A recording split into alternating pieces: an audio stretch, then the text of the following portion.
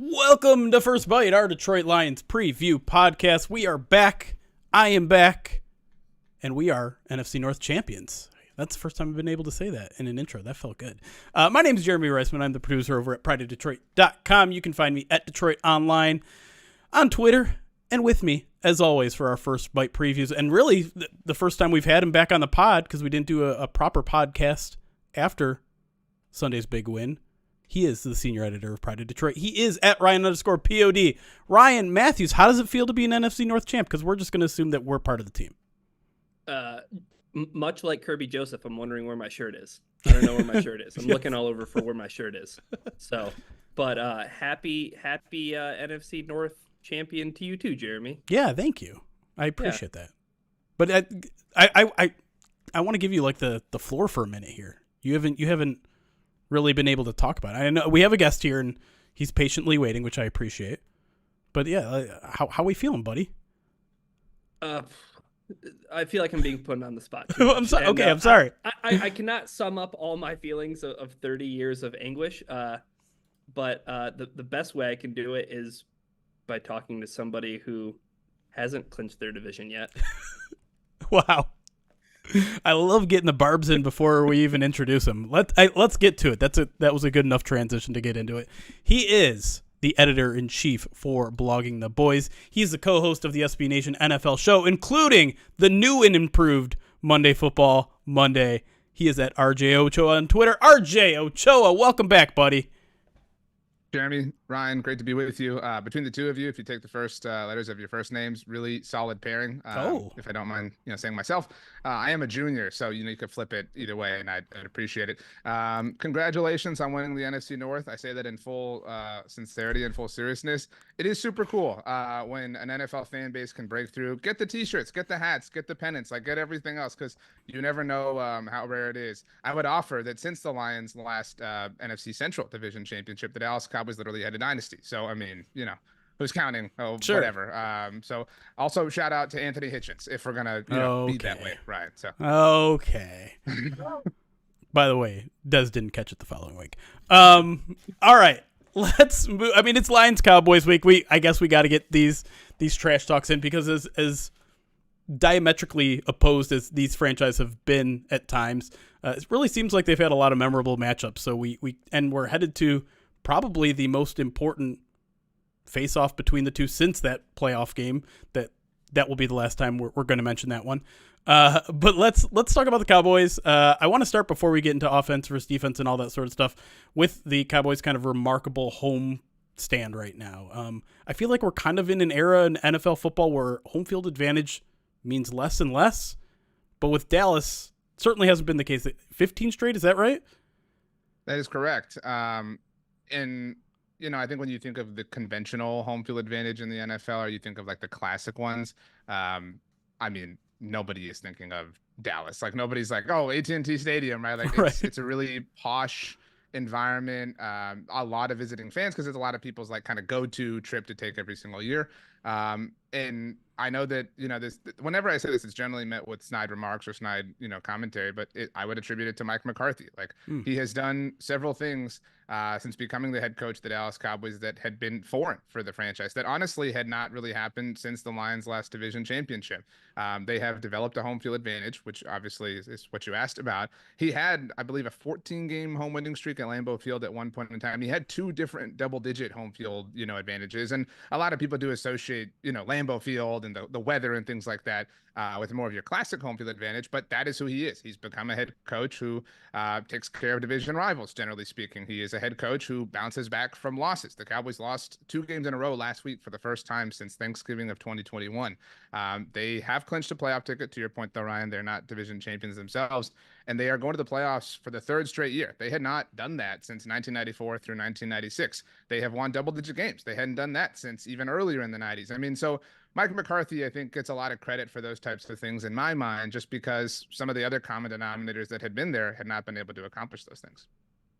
Yeah, and RJ, we got to talk about, somebody who is playing just insane football at AT&T Stadium. That's Dak Prescott. And I know maybe, prior to, I think 2 weeks ago, right? Like heading into that Buffalo game, Dak is the odds-on favorite to be MVP. And it's a no good afternoon for Dak Prescott, but it's a bounce back game against the Dolphins. They don't end up winning the game because it is what it is. But like Prescott at home, 20 touchdowns, 2 interceptions, 74% completion percentage. Like the guy is absolutely awesome at AT&T. Like, is there anything like extra that's happening at home? Is it because they get to pick on teams like the Jets and the Patriots and stuff like that, or is it just Dak gets to say his like "ready, here we go" a little bit louder and everybody can hear him? I think it's just the road woes has been a really weird thing that we just can't explain. I mean, nobody can. You could argue that some of it is the quality of competition, but it does just kind of seem to be a matter of coincidence. And the Cowboys are obviously comfortable playing at home. They don't sleep in a hotel the night before. Obviously, that kind of varies team to team and based on coaching staff. And that is something that I would attribute to Mike McCarthy as well. He's been, ever since he took over, all about player wellness beyond health and making sure that they're rested and properly, properly fit and not being pushed in practices and not being put in uncomfortable situations or whatever you want to call it. So I think that they just are in the right mindset when they're at home that they seemingly can't quite replicate on the road for whatever reason. You're right. I mean, it felt like it was his award to lose before that Buffalo game. And when he hit Brandon Cooks for the go-ahead touchdown in Miami, it felt like this is the signature moment. Like he finally got this if they hold on to win. And I do think had the Cowboys won that game, it would be kind of Dak and Lamar right now. That's just the nature of the award and how it's so narrative driven. But it is strange. And some of it could be the turf. Some of it just could be the comfortability in the building. But if anything, AT&T Stadium offers a bit of a disadvantage at home. Not in this game, but you're both aware of the glare that comes in through the window in the side. Yep. And they hate that. Like everybody, that is universally hated. The Cowboys will put up curtains for Taylor Swift or Final Fours or the Eagles, the band, to be very clear, but they will not put it up for Cowboys games, despite the fact that all of their players hate it. It's crazy. Another thing that Mike McCarthy has his hands all over is the offense. And we, Ryan was just saying it. This is almost a career year for Dak Prescott all over. So what has Mike McCarthy done to change the offense when he stole the reins away from our best friend Kellen Moore? Yeah, I would not wish Kellen Moore's stands on anyone. So I'm happy that you both went know through it. what that's like. But Kellen was really productive as the offensive coordinator of the Cowboys, and I think people forget he predated Mike McCarthy. Mm-hmm. Just to be clear, not just as a player, but as a staff member and even as the offensive coordinator. And Mike had a quote at the combine that just caught fire and everybody dunked on him for, where he said, Kellen just wants to light up the scoreboard, and I want to run the ball and I want to make sure that all parts of our game are complementing each other. And of course it was, oh, this dude's so stupid, he just wants to run the ball, like whatever. Yeah. And it was so obvious if you had paid attention to who Mike McCarthy was as a play caller. Like, when did he ever do that? Like, when was he ever obsessed with running the ball? And so I think that what he wanted to do at first was obviously implement more classic West Coast things. I don't know if you're aware, the Cowboys dubbed their offense the Texas Coast, which was really dumb. And thankfully that has faded a little bit. But just kind of a mesh of what they've done and what McCarthy wanted to do. And that really wasn't taking. Everybody saw them get obliterated by San Francisco in that Sunday Night Football game. And during the bye week, CeeDee Lamb was very vocal in a very humble way and said, look, I mean, I need to be involved more. And Dak Prescott, had some offerings to Mike McCarthy, and everybody criticizes him for this, but he was humble enough to say, okay, what we're doing right now isn't totally working. Maybe I should listen to my superstars and the best players on my team. And when they came out of that bye, they have really ever since been a completely different team and a completely different offense. They're, West Coast principles are more kind of sideline sort of things and just these drag routes and getting players out in space. They are challenging teams vertically and allowing Dak Prescott to be more aggressive. I think that because he doesn't have the interception numbers that he had last year, people tend to misconstrue the situation and think that he's maybe more conservative. He's as aggressive as he's ever been. He's just benefiting from the regression to the mean as far as luck is concerned. He had a lot of tip balls and things like that last year. So I would say that where he's been different than Kellen Moore is as the head coach, he understands that he has an all-world defense, although not these days, behind him. And so he plays and he calls things to where he can depend on that defense. He doesn't have to just go score as quickly as possible. It's a more complementary overall team sort of game. And that has been better for the team overall. So RJ, can you talk a little bit more about that run game, that commitment to the run that, McCarthy kind of talked about in the offseason that you spoke on? Because, you look at some of the numbers, right? Like Dallas is 14th in run DVOA. They're 10th in adjusted line yards. It's like, okay, well, they have the group up front, but then you see some of the numbers from Tony Pollard, and it's like, oh, do they have the horses back there? Is it scheme stuff that is kind of limiting that, or what's kind of your overall thoughts on just the run game in general? Pollard obviously had the fractured fibula in the playoff loss to San Francisco, and the Cowboys placed the tag on him. They kind of had to. And he, quite frankly, hasn't been the same player. Now, I don't know what you can ultimately attribute to the injury, but I would argue it's a non-zero quantity. And some of it is just people want to say he's the bell cow now. He can't handle it. The Cowboys miss Zeke. There's a huge infatuation with Zeke Elliott, obviously, among the fan base. But early in the season, Pollard was outworking even Zeke's heaviest years. Around week 5, week 6, Pollard's workload at that point in time was heavier than, again, some of Zeke's biggest seasons through that same point in the season. And so I think the Cowboys dialed back in the name of, utilizing their passing game a little bit more, because they really can't rely on Pollard. He really has not been the same player that he was. He obviously had a big game against Detroit last year. He's just, I think, developed a different reputation a year ago where he was this really explosive playmaker, and he hasn't been that guy. He had a really poor moment last week against Miami, right before that fumble that Dallas had on the first possession of the game. It looked like he had a clear alley to just break out to the outside and get in the end zone, and instead he tried to challenge the Dolphins defenders and ultimately was kept out, and the Cowboys fumbled on the next play. So I would say a lot of it is Pollard has been really disappointing, but some of it too is the Cowboys have had a huge kind of rotation along their offensive line. These last few games before Buffalo, they'd had some consistency with Tyron Smith finally playing a lot, but he's missed some time as of late, and the Cowboys have just been trying to patch things together, obviously, as they try to win these games, but also get ready for the postseason. Well, let's go back to the passing offense, because I'm sure you said something that sent some chills down Lions fans at back when you say that they're leaning more into a vertical passing game, and that seems to be what the Lions struggle with. They gave up 11 passing plays of 20-plus yards last week against Nick Mullins. So let's talk about CeeDee Lamb. Let's talk about what makes his season so special. 1,400 yards already. What have the Cowboys done to, I guess, unlock his full potential, even though I think we all already knew he was a pretty special player? He needs 180 yards to set the Dallas Cowboys single season record. So if you guys can help us out, that'd be super cool. In the final home game potentially of the season, but obviously the regular season. I think some of it was, CeeDee Lamb, the night he was drafted, did the local radio hit, and he was asked what number he wanted to wear, and he said number 10. And then like an hour later, Jerry Jones was like, he's going to wear number 88. And it's just kind of, what it was. And I say that because CeeDee is a very different kind of player that has worn that number. There's been some alpha mentality, obviously, to Des Bryant and certainly to Michael Irvin and even to Drew Pearson relative to the time, in NFL history.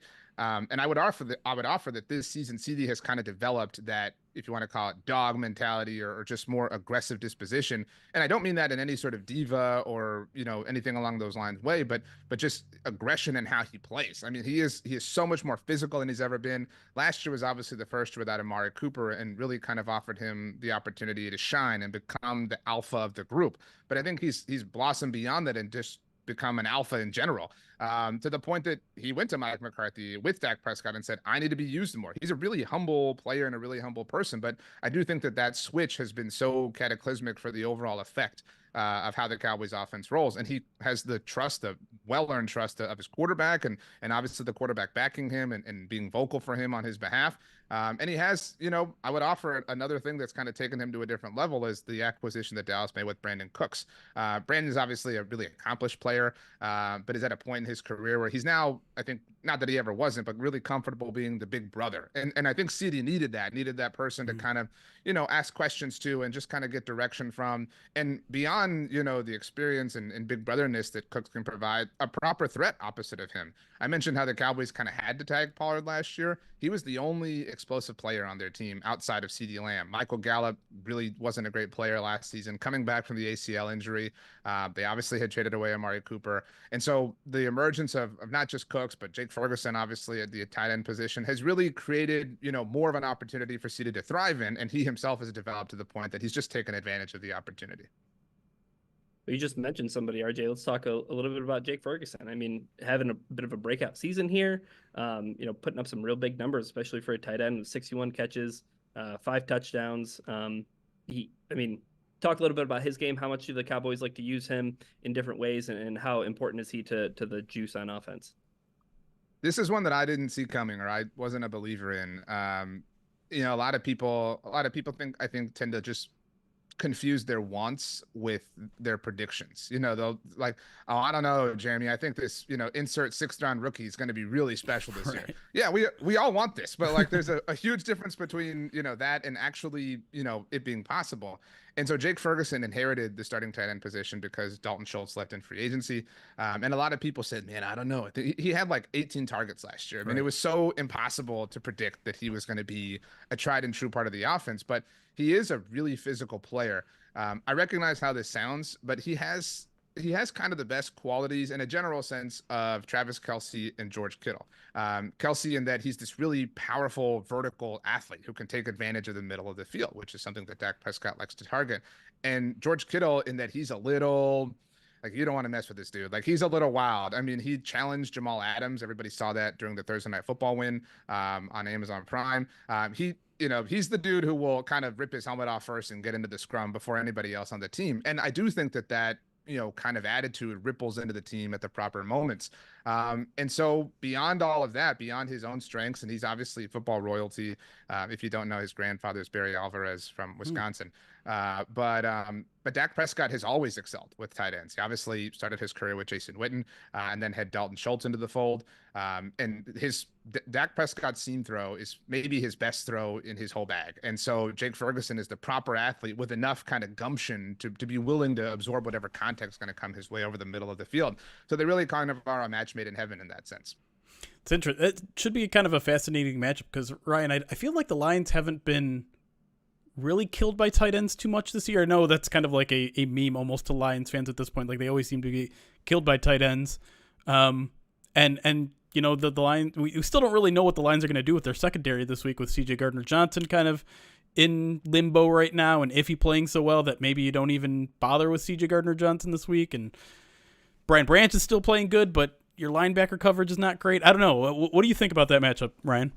Yeah, it feels like I hope the Cowboys maybe play the Lions a couple years down the road, and we can see the full potential of Jack Campbell, right? Because I think that was kind of the coming into the season. That was the hope, is that, okay, you got this guy who's very toolsy with lots of traits, and he has a lot of athleticism, and he can cover, the modern day tight ends. That just really hasn't been the case this year, right? Yeah. So you hope that somebody who can, fill that spot is somebody like Alex Anzalone, who, since coming back from injury is, not been the player that we saw at the beginning of the year. Not saying that it's a huge drop off by any means, but it'll be interesting to see how they kind of deploy, whether it's going to be guys that you mentioned like Brian Branch, maybe taking that up. But for a big guy like Ferguson, that seems like a little bit of a mismatch with the Lions' defensive back end. No question. I would offer that he didn't receive any targets in the first half of either the Buffalo or the Miami game. And so, not that was purposeful or intentional, but both the Bills and the Dolphins were capable of just kind of taking him away early on. And obviously there was a lot of pressure on Dak Prescott's face, but he is kind of due. At least Cowboys fans feel that way. It's been a minute since he's been a tried and true, featured part of the offense. Yeah. Well, I mean, just even looking at Ferguson's, like, his ADOT, like, it's not very far down the field, but I mean, he is an absolute yak machine. I mean, the guy catches the ball and runs, right? So it seems like Jeremy maybe like I feel like the Lions do a good job with tight ends in that intermediate area of the field, right? Like, for the most part, yeah. Close to the line of scrimmage or something like that. Like, you know what I mean? So no question. Well, RJ, you mentioned some protection issues in recent weeks, so let's go there next. And I guess we have to probably start with Tyron Smith, right? Has not practiced both practices this week, missed last week. What is your outlook, if you have any insight onto whether he'll play this week, and what's the plan if he won't? The plan, if he won't, is I mean, really just kind of close your eyes and pray.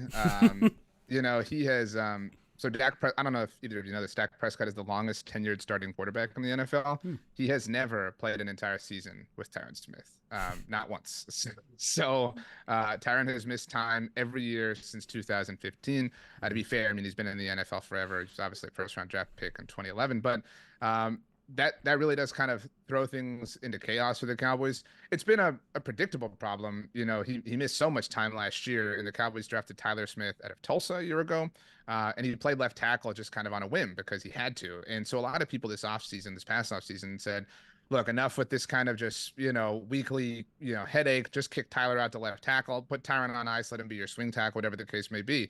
And the Cowboys charged forward. They said, no, we're going to play Tyron at left tackle. And he got hurt early in the season. The Cowboys lost to the Cardinals in embarrassing fashion. Tyron missed that game. But ever since then, he's kind of been healthy, except obviously up until recent memory or recent, games. And it's shown up, and that's obviously a big problem. He's played very well in spite of, or on top of just being available. And so if he plays, I really do kind of trust him. The Cowboys, about 2 months ago, interestingly enough, just kind of said, we just don't need Tyron to practice anymore. Like he doesn't, he's that fragile where he simply does not practice. And he's obviously that talented to where he can survive and thrive in that environment. And so it kind of is a true game time decision for him.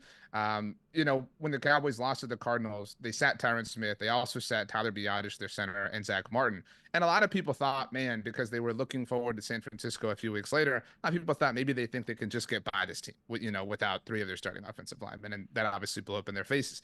And so while it was frustrating for the Cowboys to lose to Buffalo and to Miami, there's no question that from an overall NFC playoff picture perspective, this game is the most important of this one and the most recent too. So I could totally see the Cowboys prioritizing this game a week ago and saying Tyron might be 98%, but like we really have to win this Lions game because they are our impediment to potentially taking the 2 seed in the conference. And so I would bet he plays, but I don't feel particularly confident in that. Fair.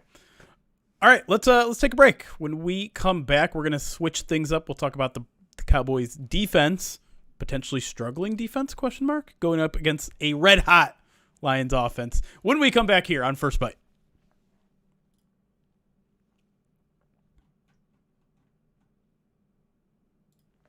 Okay, gonna take a minute here to thank some of our followers, our subscribers, all that jazz. For some reason, half of the alerts are not showing up in my feed, so I'm gonna pull up Twitch on my browser real quick. 1 second. But let's start with a couple of these. G Money, thank you for the 10-month subscribe to the channel. Just says yes, sir. Yes, sir, indeed. Let's start with a couple of these. Oh boy, now I'm getting echoed. Hold on. Brennan, 39 months at tier 2, says happy holidays, y'all. Wish everyone a happy and healthy new year as well. Pumped for this week. I'll be honest, and this is almost embarrassing. I'm not at all pumped for this week at all. It's not that I'm nervous. It's just like everything else. These last 2 weeks, I'm cruising. Like I'm not trying to get too emotionally involved. Like what the 1 seed is like 6% chance of happening, and then after that we're talking about 2 versus 3 seed, and it's not that big of a deal.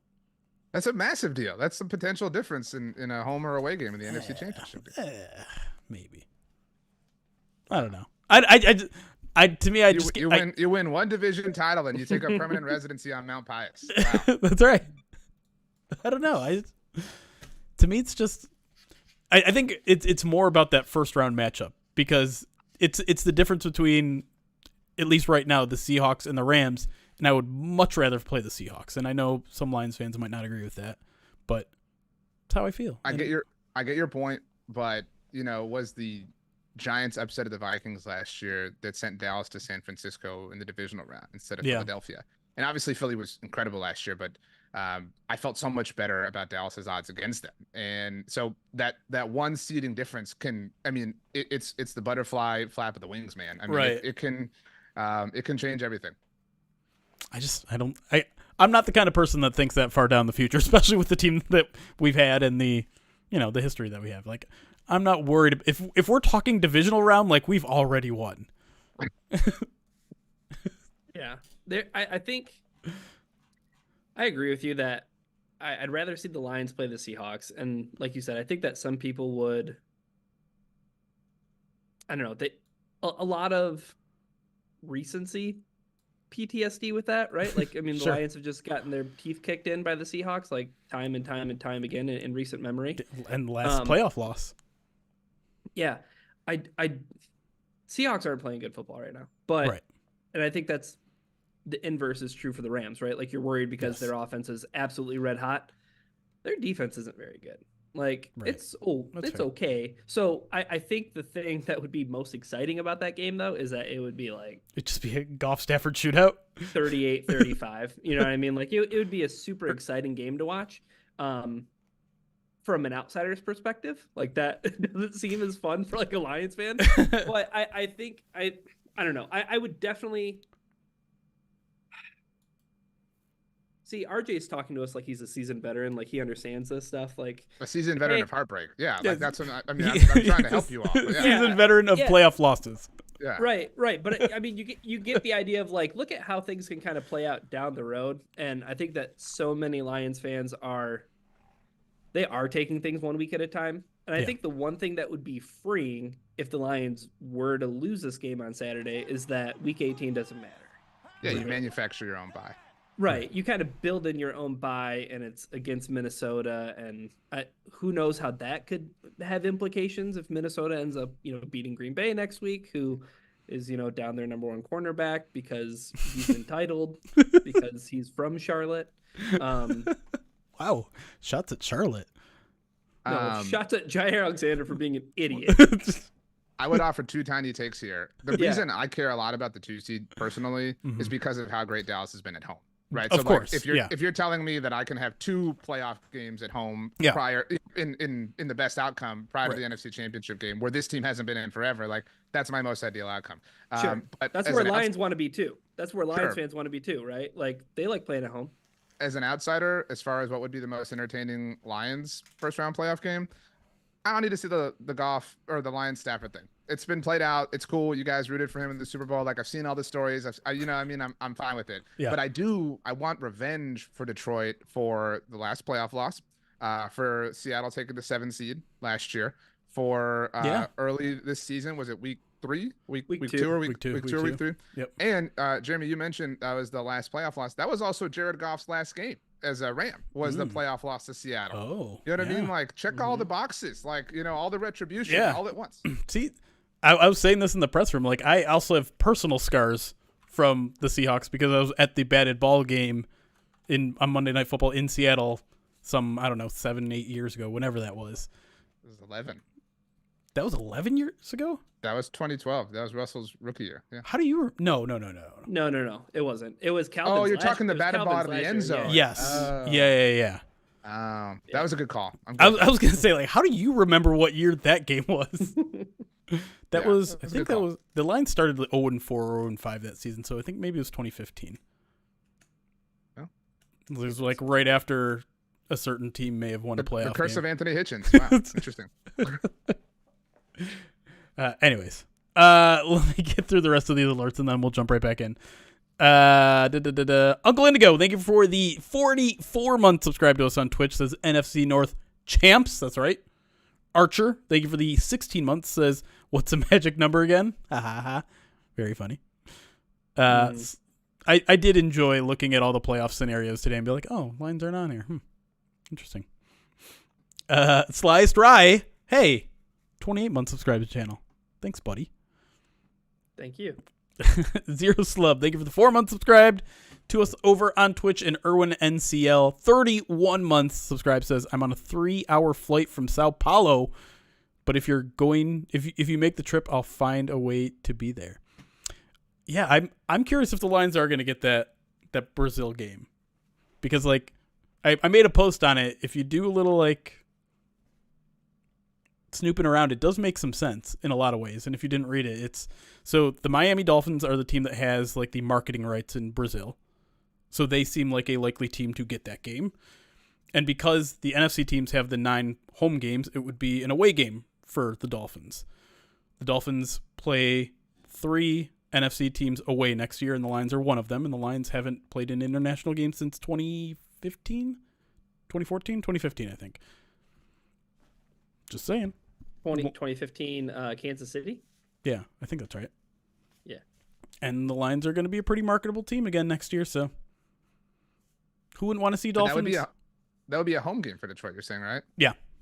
They'd have to give up the home gate. They just, are going to benefit from all the push from. So Well, you see, RJ, it might be a trade-off for getting the draft in Detroit. If you want to put some conspiracy theories in the chat. Look, I'm fine with that. I never have to worry about this. There's zero way on earth the Cowboys give up a home game. They've only played internationally once in this era, and it was in 2000, the 2014 season in London. They played the Jaguars. Do you play the Jaguars again next year? No. But if they play internationally, it would be the Mexico City game. That makes sense. Yeah. Yeah. So. Fair enough. It's nice to have an owner that just controls everything, huh? You know, it creates content. I'll say that. It sure does. So I went to the Lions Colts joint practices. Was that last year or 2 years ago in Indy? And like the circus that is Jim Irsay is crazy. And I know it's different with Jerry Jones, but like that guy seems super out of touch, and people eat it up because he's rich, I guess. I don't know. It's very weird. If you're unaware, so when the Cowboys finish a home game, they all walk into the tunnel. Mm-hmm. I mean, they're coming in, celebrating or morose, whatever. They go into the locker room, in there for about 10 minutes. First person out, Jerry Jones. I like every week, first person out, only person out. Jerry Jones holds court for like 5 minutes, and then the locker room opens. So he comes out, delivers all the information you need to know, and I mean, it's the same thing, same way it's been forever. That's it. So you get an owner statement after every game, every home game. A statement is a mild way to put it. Like a diatribe. Again, like any update on an injury or whatever, he's the first person to offer any kind of information. Like nobody ever attends Mike McCarthy's postgame press conference because why do you need to know? Like what do you need to go for at that point? Because Jerry has a State of the Union after every game. Oh yeah, he has a State of the Union at training camp, before training camp, during it, afterwards, on his bus at the combine. He's a one-man content machine. Irsay was handing out $100 bills signed by himself. That's a flex. It's so ridiculous. All right. Hard Sticks, thank you for the 13 months. Says let's fucking go Loins. All right. I think we can get back into it. Give me a second just for an editing point, and we will jump right back in.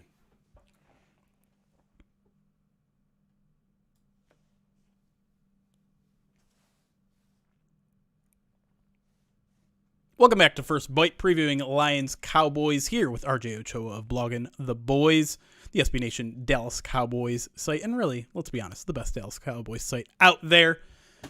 Let's talk Cowboys defense versus Lions offense, and I think the only place to ever start when talking about the Cowboys defense is Micah Parsons, having another phenomenal year, Defensive Player of the Year-ish. We don't know. I don't know. Maybe him. Maybe he's the favorite. Is he the favorite right now over Miles? He has been for like 3 weeks now. Dang. Okay. Well, there you go. Let's talk. I guess so. Lions coaches have been saying all week like the toughest thing about him is that the Cowboys know he's so good, and he's so good at everything. He can play off ball. He can play on the left side. He can play on the right side. He can play in the interior. Is there a spot that he's the most effective or that he plays the most, or is it just that like you have to everyone on that offensive line has to be aware of him because at some point you're just going to go up against him? I think it's certainly as an outside pass rusher, right? That's kind of his most classic, utilized spot, but he definitely rushes from the interior a lot more than you think. He played a little bit more off-ball linebacker last week against Miami. So Dallas got run all over by Buffalo. And that, the cry of the week was play Micah more off ball, because the Cowboys don't have really any traditional linebackers on their team. Leighton Vander Esch is hurt, and their best linebacker is Marquise Bell, who's a converted safety, and their other safeties play linebacker. So they're a very, very light defense, and that's why they couldn't stand Buffalo really all game long. So they're just getting run over with these smaller dudes. And so, I mean, I'm not a proponent for moving Micah back. I mean, there's not a pass rush in the NFL that is as effective as he is, kind of play in and play out. And so I'm more than happy leaving him there. But I will say that Dan Quinn definitely finds creative ways to get him after the passer. The dominant story right now around Micah, besides being the favorite for Defensive Player of the Year, is he has not drawn a holding call in 9 full games. And so Micah himself has gotten pretty vocal about this. And is I don't know if Micah has a podcast every week in the Bleacher Report app. Welcome to Life of the Dallas Cowboys. Again, just content. It's too much for us to keep up with. So he's kind of joked like, I don't know what I did to piss off NFL referees and things like that. It is strange. I don't put a lot of stock into this story myself, but I mean, he's maybe the best pass rusher in the NFL. So like, how has this not happened? I would honestly put odds on it happening this week because he's been so loud about it for so long. But he's obviously their anchor for everything they do. No, I mean, games being played in Dallas, so I would put money on them getting some calls too. Over these past 4 games for the Cowboys, not their best defensive efforts. They're giving up 25.3 points per game, and as you mentioned, the Bills game kind of stands out as maybe I don't know, the most favorite tape that any Lions offensive coach could put on. Hank Fraley, Ben Johnson, any of those, Dan Campbell, they would love to see a path to just running over the Cowboys. But what to you, RJ, has been kind of the most concerning trend over these past 4 weeks? Because I mean, here's the thing I don't want to bury. Like, the Cowboys are a good defense. Like, over the course of the season, they're 6th in DVOA, they're 5th in points against at 19.1, but they're playing a little less than their standards. So what's been concerning over the past month for you? They're a really aggressive and opportunistic defense. I think the fact that, Deron Bland holds the record for most pick sixes in an NFL season is pretty emblematic of that. The 4 games you mentioned. So I'm a big Mike McCarthy stan. And some of that is because like nobody stands for this dude, right? So like, I mean, I just kind of feel bad. But an annoying take is always, amongst Cowboys fans, like, well, Dan Quinn's really running the show. Like, Mike McCarthy's doing nothing. Like Dan Quinn is the real head coach of this team. Dan Quinn's amazing. Like, Mike McCarthy's only successful because of Dan Quinn.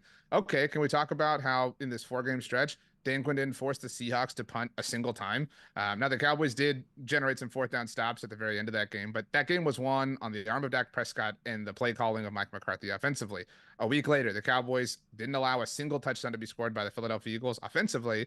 And while that's a cool thing to kind of say out loud about your defense, I think we would all agree that Philadelphia has been struggling as of late on offense, and that's partly related to that. Okay, so then you go to Buffalo and you get run over in every single sense of the word.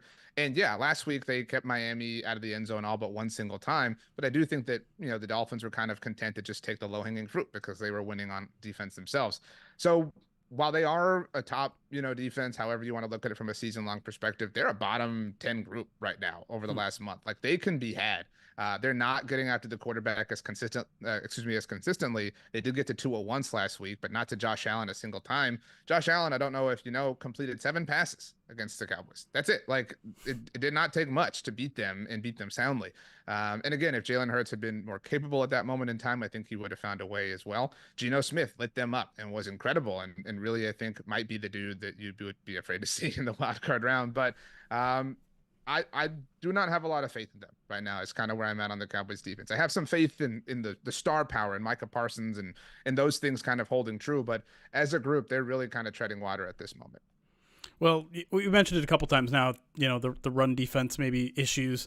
Obviously, the Lions are a team that love to run the ball, 2nd in DVOA and 2nd or 3rd in yardage. What's been the failure on the Cowboys' part? Is it, as you mentioned before, the light personnel? Is there the interior of that defensive line not holding their jobs? Is it the lack of a true linebacker at the 2nd level? Or maybe a combination of those things?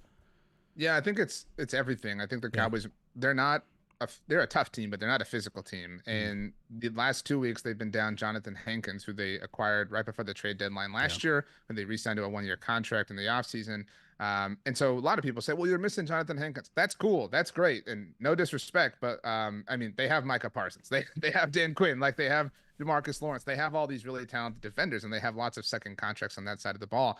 And so if the straw that breaks the camel's back is that Jonathan Hankins is out, then we've really got a big problem here. And the Cowboys attempted to fix this issue with the drafting of Mozzie Smith, who is not exactly too popular within Cowboys or among Cowboys fans right now, despite your particular allegiance, Jeremy. Sorry about that.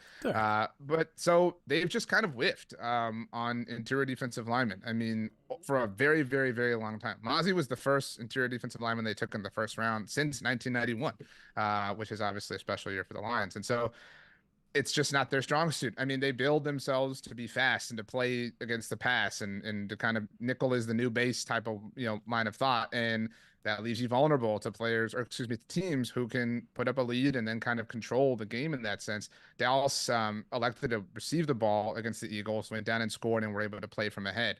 Against Miami, the same thing happened, and they got all the way down to the 1-yard line and couldn't punch it in. And then everything kind of fell apart after that. So RJ, the thing I want to know about the Cowboys back end, right, is like, yeah, I mean, Deron Bland gets obviously a lot of shine for the big plays, the pick sixes and things like that. They lose Trevon Diggs early, and that's a huge bummer for them. But I mean, are they getting consistent production out of a veteran like Stephon Gilmore? Who have they been able to rely on that back end? Because Dallas is they're no stranger to blitzing. I mean, they rank ninth in blitz rate. Is that because they're trying to prop up that back end, or do they feel pretty confident in those guys' ability to stick to their coverage? I think it's part of their overall aggressive disposition. That's how they feel they can win games, is to just be aggressive. But Stephon Gilmore had a bit of a rough go right after the Diggs injury. When the Cowboys traded for him, it was never to come, be their top cornerback. And, the status quo changed after the Trayvon injury, but then Deron Bland emerged and continued to emerge. And that has really kind of helped the water settle as far as the cornerback position is concerned. And what was really concerning at first was Deron Bland was supposed to be this team's starting nickel corner, obviously with Trayvon playing outside. And another Michigan man, Jordan Lewis, is maybe having his best season as a member of the Dallas Cowboys, a little bit up there in terms of his career now. And he has really kind of helped stabilize things in a bit of a chaotic little run here. At safety, Jayron Kearse has been really great for the Cowboys for the most part, but has probably been their worst defender for the most of this season. He's had some poor penalties on top of everything, but Malik Hooker is playing really well. They just kind of have guys who are finding ways to carry them when other players are kind of whiffing and sinking the overall kind of group. And so they can be had, but I mean, that's probably the sector of the group that I trust the most. I mean, I trust the pass rush because of Micah Parsons, but as a group, they're not necessarily contributing a ton together. Whereas I do think that the secondary is hanging all tough as one collective group. Jeremy, Jayron Kearse, Detroit Lions legend. That's right. That's right. We're all about those curses. I didn't mean that to be an entendre. But anyways, before we get to our prediction segment, I do want to talk a little bit more about the pressure packages and things like that, because the other important news in this matchup is that Taylor Decker did not practice today. He's dealing with a groin injury. That seems like one of the worst things that maybe could happen in the lead up to facing Micah Parsons. But beyond Micah Parsons, what else do the Cowboys bring, either on that defensive line or because they're such a strong blitzing team? Is there a guy maybe in the second or third levels that is a good threat in the pass rush? I know we've joked about the 2014 matchup, but the hero of the end of that game, DeMarcus Lawrence, is such an underrated player for the Cowboys. He's an incredible run defender, and is probably coming off of his best game against the Dolphins, which was, again, just a shame that Dallas lost. He doesn't have the sack numbers to kind of support his contract, and that always kind of comes with some Snyder marks and things like that. But he is an incredibly stabilizing force. But outside of that, what made the group so special last year when they had all these sacks was they were getting them from everywhere besides Micah and Tank. Dorrance Armstrong had an incredible season after Dallas had let Randy Gregory walk in free agency. Sam Williams came on really strong as a rookie, and he's this season been kind of a disappointment. He's had some poor penalties as well. So they're getting top level, top shelf production, but it's those secondary waves that just aren't contributing at the same level that they were last year. I mean, and you can only be elite for so long, and there is regression to the mean. And I think they're experiencing that. And it ultimately does kind of fall on Micah Parsons' shoulders, as he has to be great all the time and have these game-changing plays all the time. And unless he does, they're just kind of holding on for dear life in some respects. Fair enough. All right, let's move to the final segment of our podcast, the segment we call The One Thing We Think We Know, where we make a prediction about the game. Doesn't necessarily have to be a winner or a score or anything like that, but if that's the direction you want to go, that is totally okay and acceptable. RJ, I'll let you see how it works first and throw it to Ryan, who always leads us off. So, Ryan, what is the one thing you think you know about Lions Cowboys? I think the one thing I know about Lions Cowboys is, and this goes back to something RJ mentioned earlier, and we're not going to talk too much about coin tosses and deferring and getting the ball first. But I will say this. If the Lions are able to get out to an early lead, whether it's, putting a field goal up on the board or scoring a touchdown, whatever it may be, I think that the Lions run the ball 45 times in this game. I think that they want to see how much of the Buffalo game was an aberration, how much of it was, just an outlier, a one-off, or if they see something watching that game and say, hey, I think that we can have our way in this facet of the game. I fully expect Dan Campbell and Ben Johnson to create a game plan that focuses on doing that all game long. I think that is like the ideal scenario for this game for the Lions, right? It's not only controlling the game on the ground, being bullies and physical in the game, but it's also keeping your defense off the field, keeping Dak Prescott off the field. I thought about going that exact same route. My only concern is that Dallas is such a high octane offense that even if you are able to play that game for a while, you slip up once, suddenly the Cowboys could be scoring in droves in this game, and then you're playing from behind. And I think the Lions will try to certainly hold on to that run game for as long as they possibly can. But if this gets out to like a shootout, I'm not sure they'll be able to continue to do that through 4 quarters. We'll see. But I'm gonna say 45 rushing attempts. Wow, you are up in your boldness game. That includes kneel downs though. Oh, okay. Yeah, I mean, Wow. Goff is almost Nice averaging little subtle like. shot at the end there. Okay. We do like to go bold here, and I don't know what yours. What was your? Do you remember your prediction from last week, Ryan?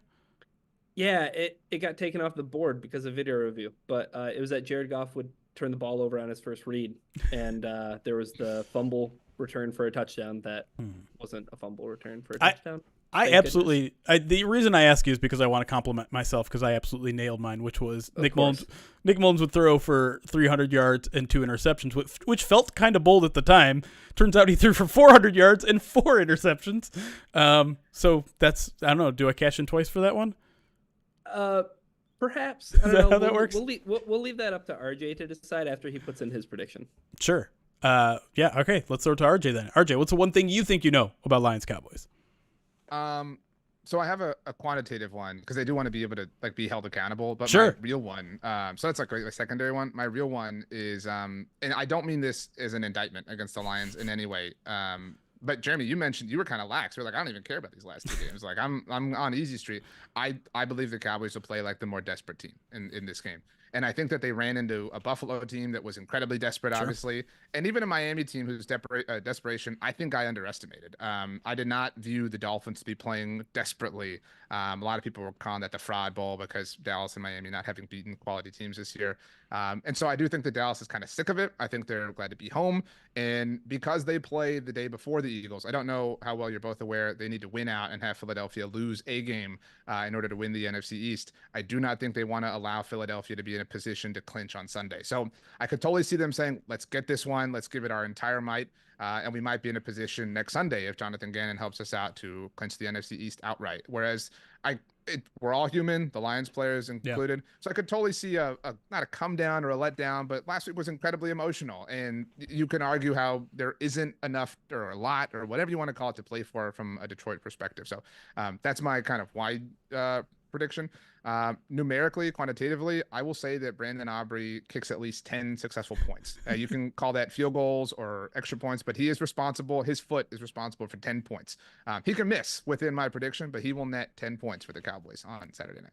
Is that commentary on Mike McCarthy's lack of aggressiveness on 4th down? Well, they could be 10 extra points, Ryan. I mean, My God. I don't want to see that football game. But I like how you snuck. There could be misses in there. Like you're trying really hard not to jinx the fact that he has not missed a field goal this season. I feel so badly for him preemptively because whenever that comes, it's like the Cowboys fans are going to turn on him like you wouldn't believe. Hope it doesn't happen in a playoff game.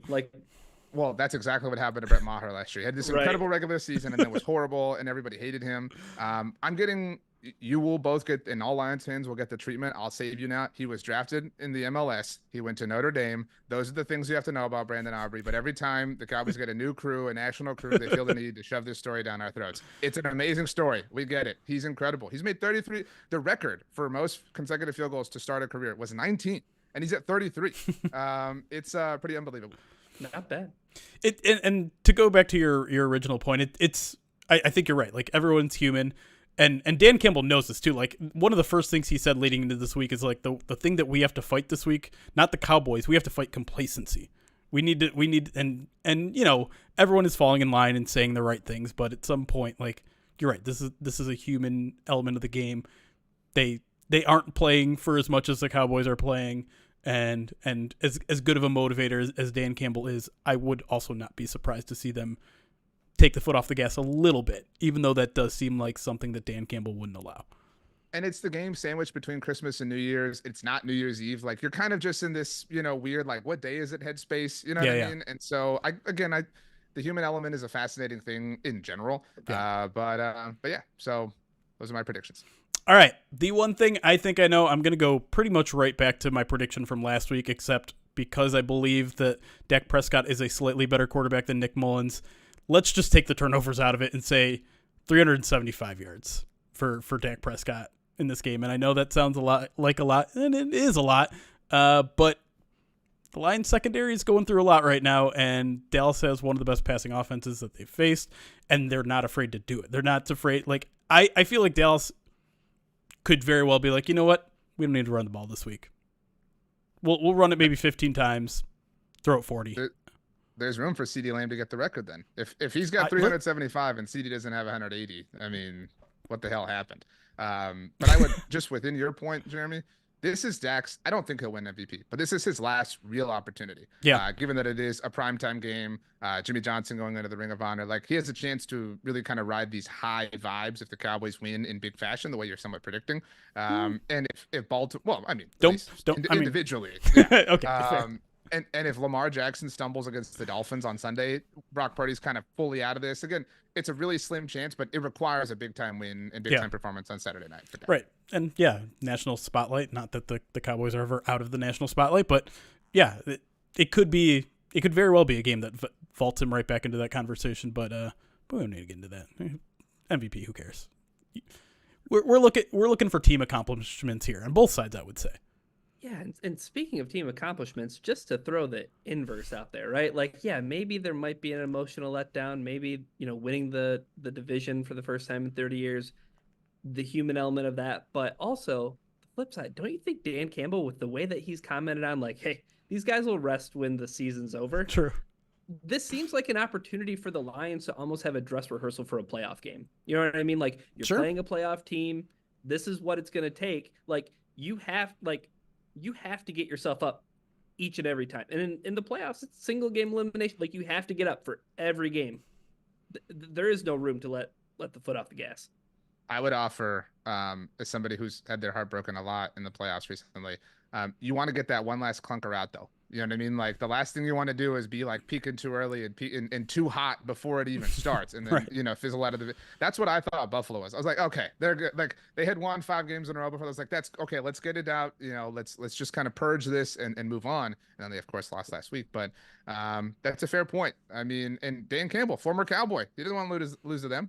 Yeah, and as I was saying on RJ's podcast, like, he's all up for this Jimmy Johnson game. He's That's very weird. Very, very weird. I don't know why he loves Jimmy Johnson so much. I guess, there's no reason not to. He seems like a good guy, but he literally sounded like he wanted to win this one for Jimmy Johnson, whereas Jimmy Johnson, I'm fairly certain, is going to be rooting against him in this game.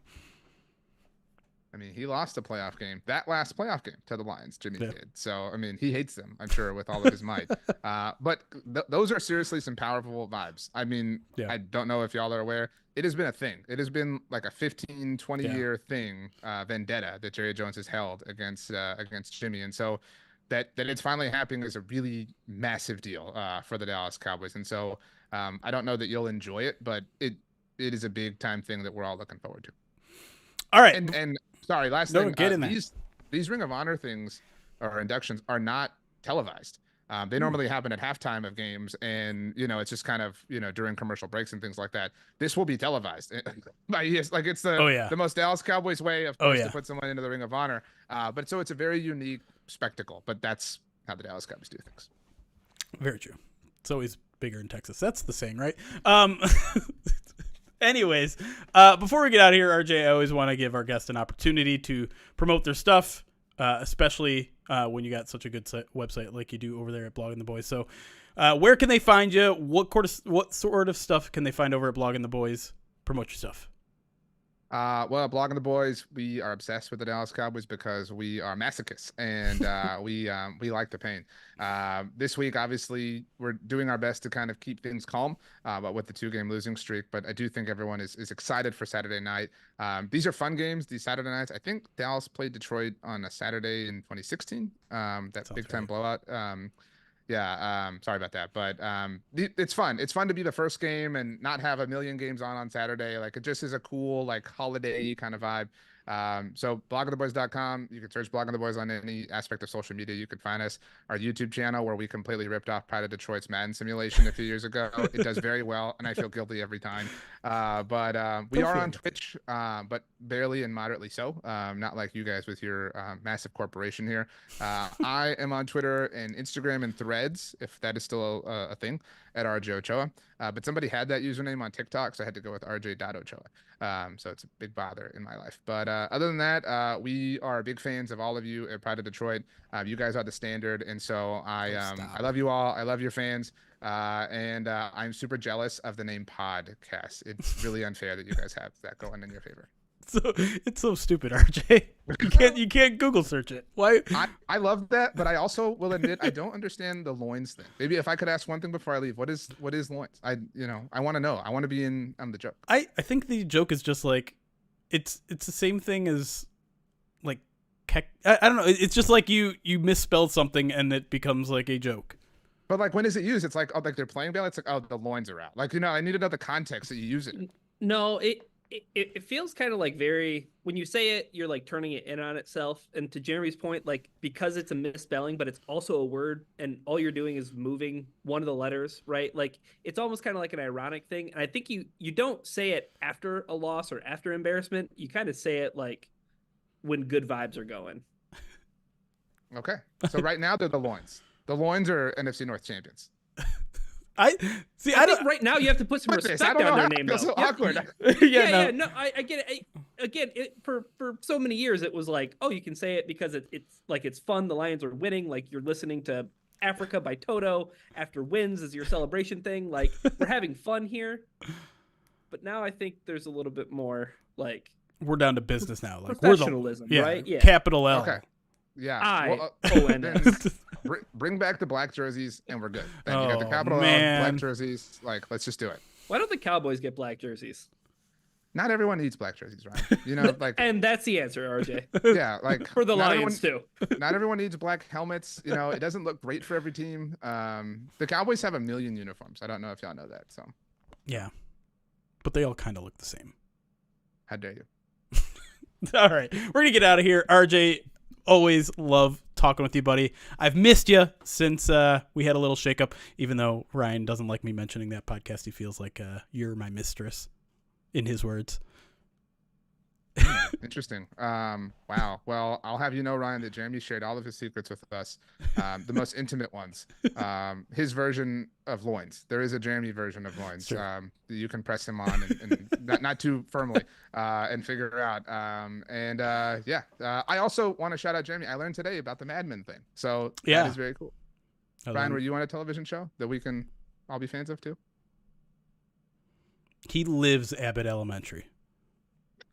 Okay. My wife is into this. Aren't they fans of the Eagles on that show? Like, what the hell, Ryan? What are you doing? Sorry. I just meant that he's a teacher. I don't even know if he knows the show. There's just too much talk about mistresses and loins and applying pressure and intimate details. I'm lost. I'm lost. This is the longest dragging on outro, and I'm continuing to drag it out here because it's awkward and weird. Like I understand it. I like this is loins. Like, Okay. Yeah, that's Okay. right. Yes. I get it. Yeah, things are going sideways, but you're having fun. Right, and that's the That's thing. a Like, great way to put it. Okay. yeah. And I mean, this is all playing into the like. I don't really care about this game that much. I'm just like, it's all about the vibes right now.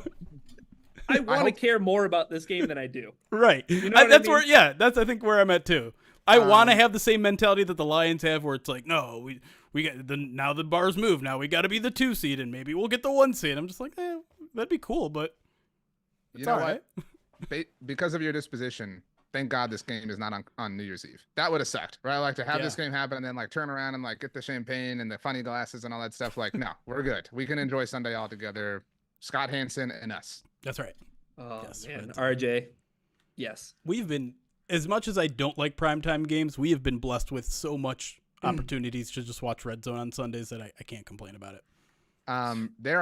There's not really a single Dallas Cowboys fan who ever has to buy the Sunday ticket because they're on national television all the time. So, last week, actually, they were on Fox's #1 broadcast, who you all have met finally. That's right. So that was their Fox's 16th game. They have had the Cowboys 9 times. The #1 crew. Jeez. They are the official broadcast of the Dallas Cowboys, except for the Thanksgiving Day game in Detroit. Yeah, as long as it's not Kenny Albert. Yeah, that's what I was going to. So we never get Kenny. I mean, it's the #1 crews all the way around. Kenny should be doing Rangers games. That's what he should be doing. No, he should be doing Packers games because there might actually be an opportunity for a team to get the ball in both halves in that game. For somebody in the stadium to be just as confused about who's getting the ball at halftime as Jair Alexander. Yes. Yeah, it's a perfect match. Oh, Spider-Man meme of Jair Alexander and Kenny Albert pointing at each other. I will admit, because there's a lot going on in the noon hour, and the Packers have been relegated there now. So congratulations to you all. Yeah, I missed this whole coin toss thing on Sunday. I missed when it this too. Popped up today, I was like, "Whoa, what happened? What coin toss?" Like the way Rappaport and Schefter were like, "Oh, this is because of the coin toss thing." I was like, "What are you talking about? Like what? Like how does everyone know what this is?" So I missed it too. I was fairly certain that he was being disciplined for saying that the Packers were going to run the table, and then the next week they get dog walked by Tommy DeVito.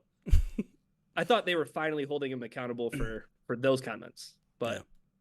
They should have. Maybe they just slide that into the statement next time.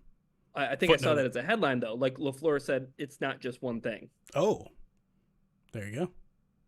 Wow. Are we gonna end this podcast? Should we end the podcast that we're not even talking? We're not even talking about the game anymore. All right, guys. Go Loins. Go Loins. Go Loins. It's chaos. Be kind. We'll see you next time. Bye. Recording stopped. That is the goofiest ending. We went 10 minutes talking about nothing. I love it. We should honestly have Chris cut that and have it be an extra bonus third segment somewhere. Yeah. I mean, that had very SB Nation NFL show, throw a 5-minute clip on your feed type of vibe to it. It was interesting. I don't know anything about that. You should. It's part of our podcast feed, and RJ is very often on those little clips. I don't know. I'm sensing some bitterness. I'm not responsible for any of the dissemination of NFL show properties. I show up when asked. Oh, so. No. That was just me taking more shots at Jeremy doing podcasts with other people. Yeah. Well, he quit. If it makes you feel better, so I mean, he left. I tried to play that card and it didn't work. Yeah. I mean, yeah. Oh. But y'all have the newsletter, so I wouldn't really want to. Love the newsletter. Yeah, I'll do the NFL show. I'm cool. I'll live up to this end of the bargain instead. So, by the way, when I said new and improved, it felt like it was self-deprecating, but I mean, you got Schofield and JP Acosta, that's a home run. Yeah, they're great. They're great, and we have a lot of these 10-minute ordeals. Right. The three of us. Yeah. JP is a passionate person about so many things I didn't know. He loves the movie Cars. That's his favorite movie. I think I saw you guys bickering about that on Twitter. Well, I said that it sucked, and because I watched it finally with my son, and I told him, I was like, it wasn't that great, and he got all upset, and he tweeted about it and was like, RJ Ochoa doesn't like Cars, and then 400 people responded to him and were like, he's right, it sucks. And so he got even more upset. Oh no! It was kind of a cool moment to be made. So yeah. That does seem like a weird movie to be passionate about. I haven't seen it, but nothing about it seems great. It's not great. I mean, and to be fair, I watched it in 16 different increments because my son's 2 years old. But none of them were impressive. Owen Wilson is the voice. Think about that. Is the best Pixar movie going to have Owen Wilson? No. Or the cable guy. What's his name? Oh yeah, Larry. Exactly. Larry. Yeah. It's not great, and it's not even in the top 10 Pixar movies, to be frank. So. Yeah, I agree with that take, RJ, for sure. Not a huge fan of Cars. However, Michael Keaton is in one of the Cars. I'm not sure if it's the first one or the second one, but There's a third. You're discounting the trilogy here. Why do there need to be 3 Cars movies? I mean, There's so many different kind of cars, Ryan. the third is like the World Grand Prix. So it's like an international race. I don't know what the plot of the second one is, but the first one's all about like him rediscovering his identity as a racer. So, it's a journey. Okay. Gotcha. Well, real quick though, like you're probably super busy, but like, what's your favorite Pixar movie? I'd probably say the Toy Story franchise. Probably the best, the most iconic. Yeah, when I saw the third one when I was in college, and I remember being really upset at the like moms who had the like 5-year-olds in the theater, because I was like, you guys saw the first 2 last week. You know what I mean? Like, this is so ridiculous. Like, I've been waiting, 15 years for this. Like, get out of here. With whatever. Yeah, I would put Toy Story up there. A Bug's Life kind of stinks. Wall-E is too weird. Up is too depressing at the beginning. I can't get past that.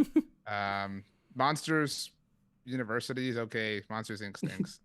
Whoa. Yeah, they scare little kids. Like, oh no, you know what I mean? Like, so Toy Story is the standard as far as I'm concerned. All right, tough but fair. The Incredibles are great. Too. I have no opinion on The Incredibles. I haven't seen them. They're also great, like family Halloween costumes. I feel like every year, like True. somebody is dressed as The Incredibles. That is true. Yeah. I feel like the title is a little cocky though. I don't like that assumption. That's their last name. That's the thing. Yeah. Really fortunate that it worked out that way. You know what I mean? As opposed to like Smith. So. Yeah. All right, RJ, we're gonna let you go, buddy. Unless you have something that you want to say to the people while you're still on air. We're still on air. There's people here. Yeah. This was the first time in First Byte all year long, and maybe even going back years. This is not that true. Jeremy did not give the warning. I did as give soon the as we warning. Ended. Did you? No, Wow. no. At the end, did you say I did stop the recorder, but we are still live on air? Oh, I didn't say it. Yeah, I didn't say it in the moment, but I did say it before the show. I feel like you do that every time. Like you always like as a reminder, like don't incriminate yourself. Yeah. Yeah. I mean, I was about to. So I'm glad that y'all stopped me.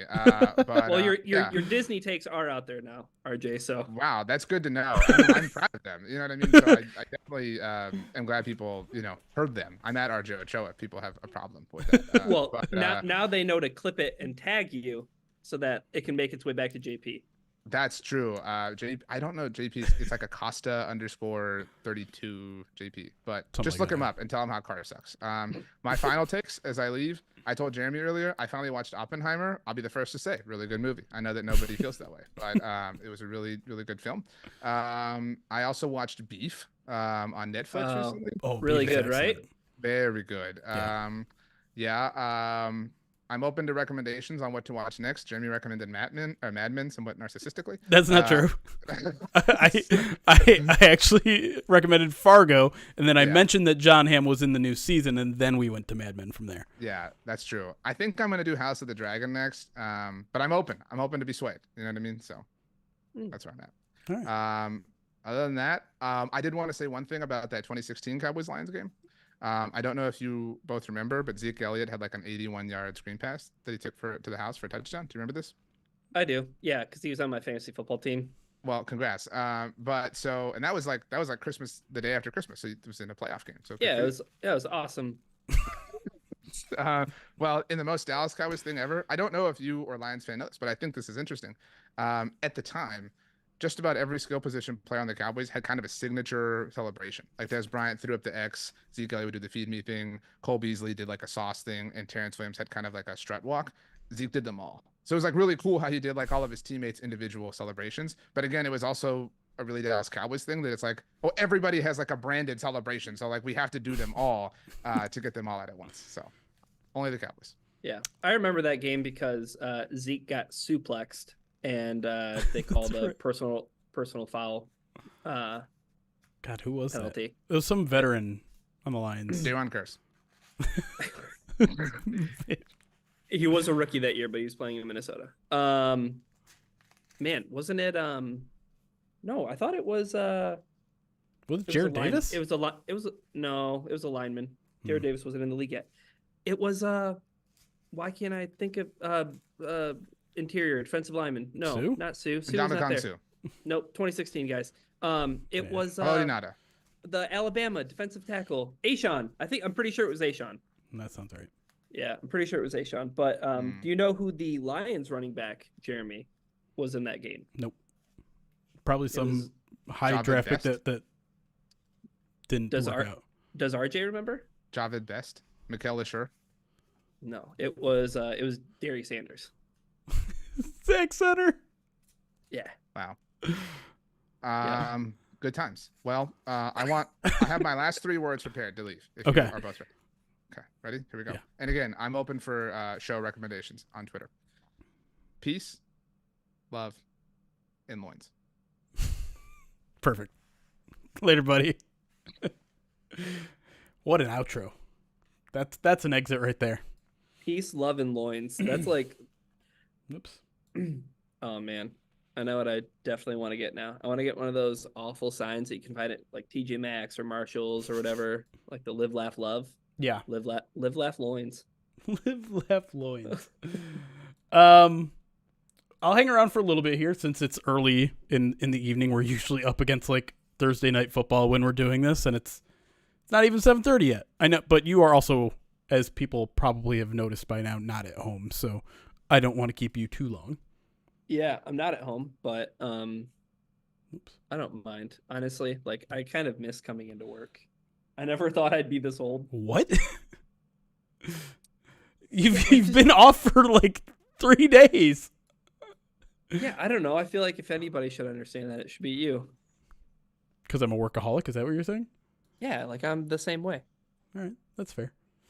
It feels like I'm stagnant. You know what I mean? Like, Yeah, I don't yeah. have to like wake up with I have kids. I understand. They should be my purpose. But But I wanted to announce something that we're doing for the rest of the year, which is, I mean, I understand it's only like 4 more days, but we are trying to help out our good friend Mrs. Ruvi. oh yeah, For the rest of the year, all donations to the channel, and if you want to donate on Twitch, !donate, or click the donate button on our page, will go to her Good Egg Fund. You can hit !GEF if you want to learn more about the Good Egg Fund, but the basic idea behind it is that you can either you can either donate, which just builds a fund, or you can submit grants for like little neighborhood projects. The idea is that we're talking about things that are less than $500. Like, hey, there's, my neighbor totaled their car and they can't afford to get a new one or can't afford the repairs, or just throwing random ideas that aren't coming from real world. Or like, my neighbor can't afford hockey equipment, things like that.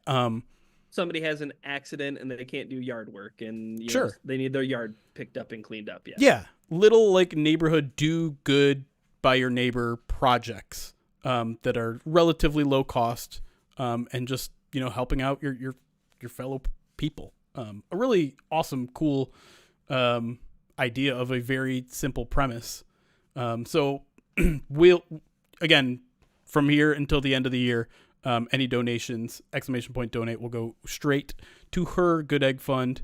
And because I feel like because it's called the Good Egg Fund, and we kind of over the past month got like little egg crazy. Maybe we bring it back. Maybe we bring it back for 4 more days. Maybe every $50. Oh, man. I think I'm just made of eggs. As VR Spry Guy says, is the Good Egg Fund for Eric to smash on his head? ? In a roundabout way, maybe. Maybe. And so listen, it'll start from now.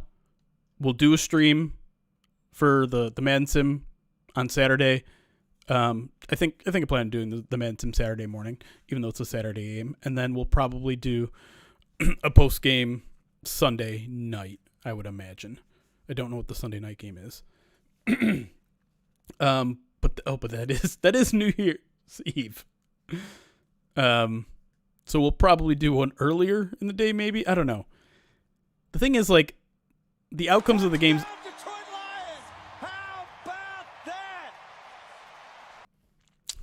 Probably should have expected that to come. And also, that's a good reminder that if you do donate, the alert is much louder than all of the other alerts. Oh, okay. Nice job, Marty.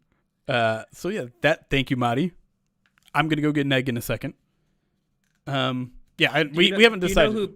Oh, sorry. Go ahead. I was just gonna say we haven't decided when we're gonna do the post game podcast, but we definitely owe you one since we didn't give you an official one after what was the biggest win in this franchise history in the past 3 decades. But I mean, you can't really blame us. That was really tough to navigate as a writer and journalist or whatever.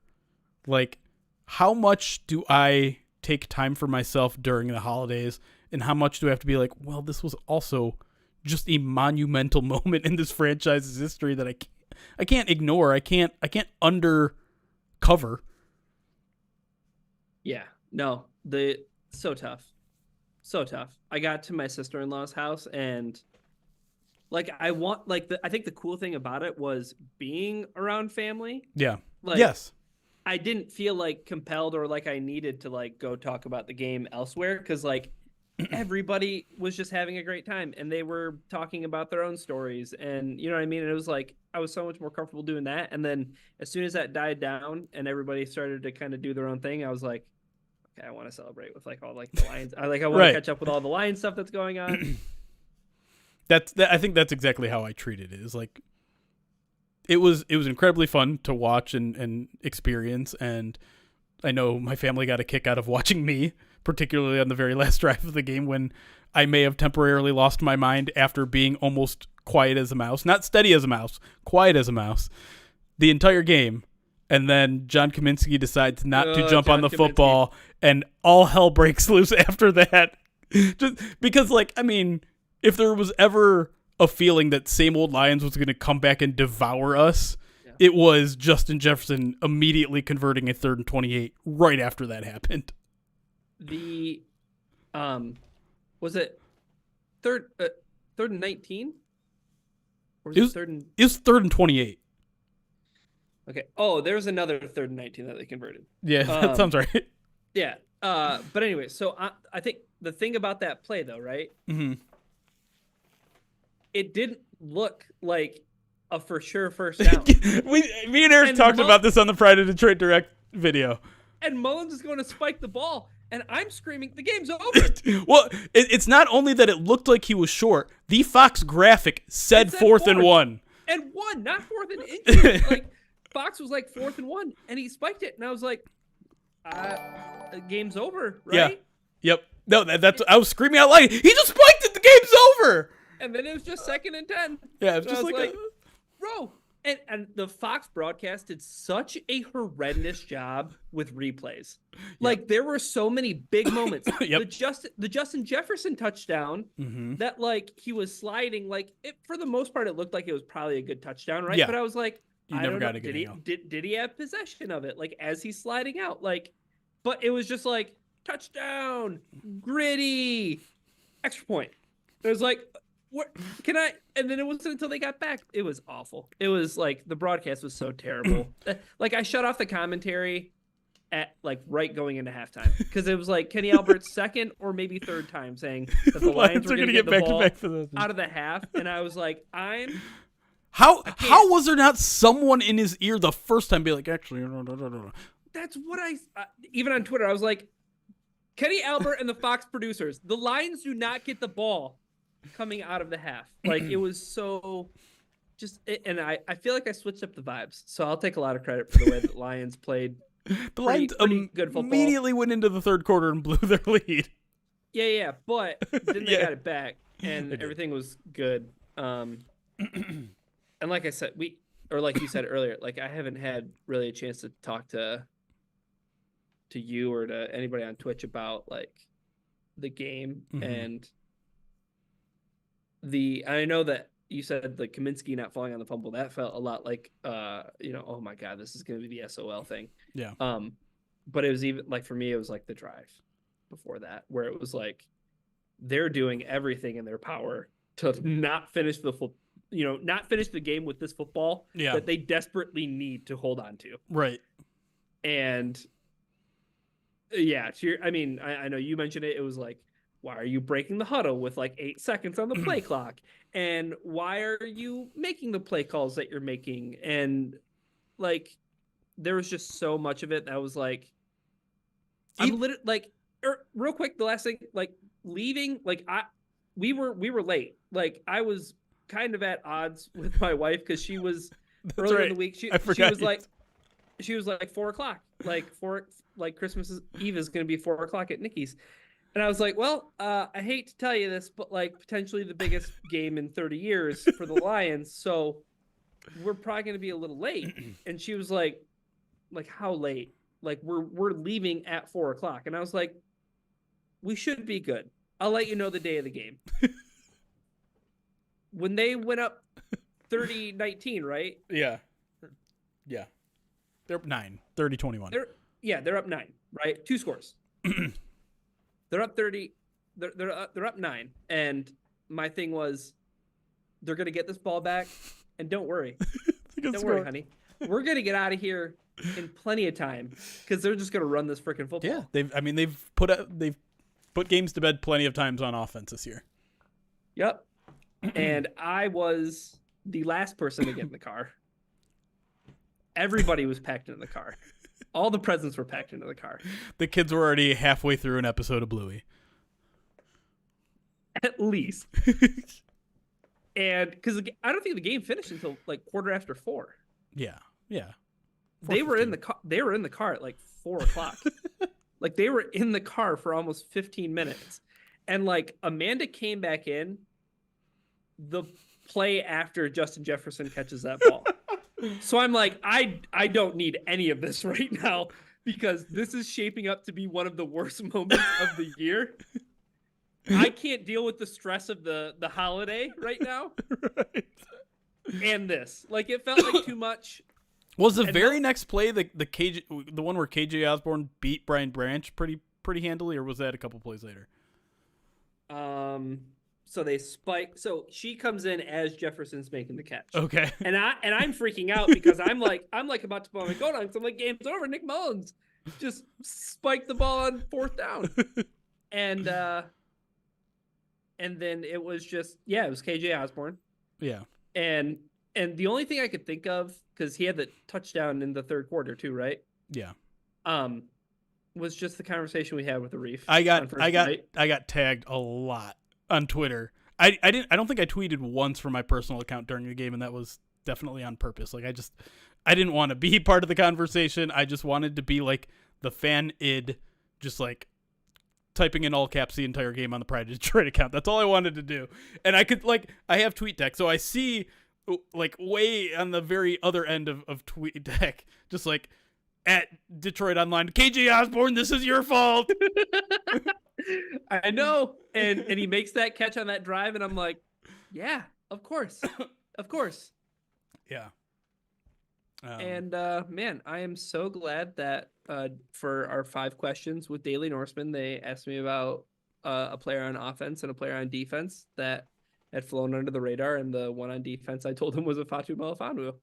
And then I think in the aftermath of the game, though, like I was like, it did feel like one of those moments too, though, where you're kind of searching for people at the New Year's party. You know what I mean? The people that you want to like say Happy New Year to, and like, you know what I mean? So like in the aftermath of the game, like a man is driving, and I'm consuming like Twitter in like some really good feels, right? Yeah, of course. Just like a quick hit of dopamine. Yeah. And that was one of the first things was the conversation we had about the Broncos game.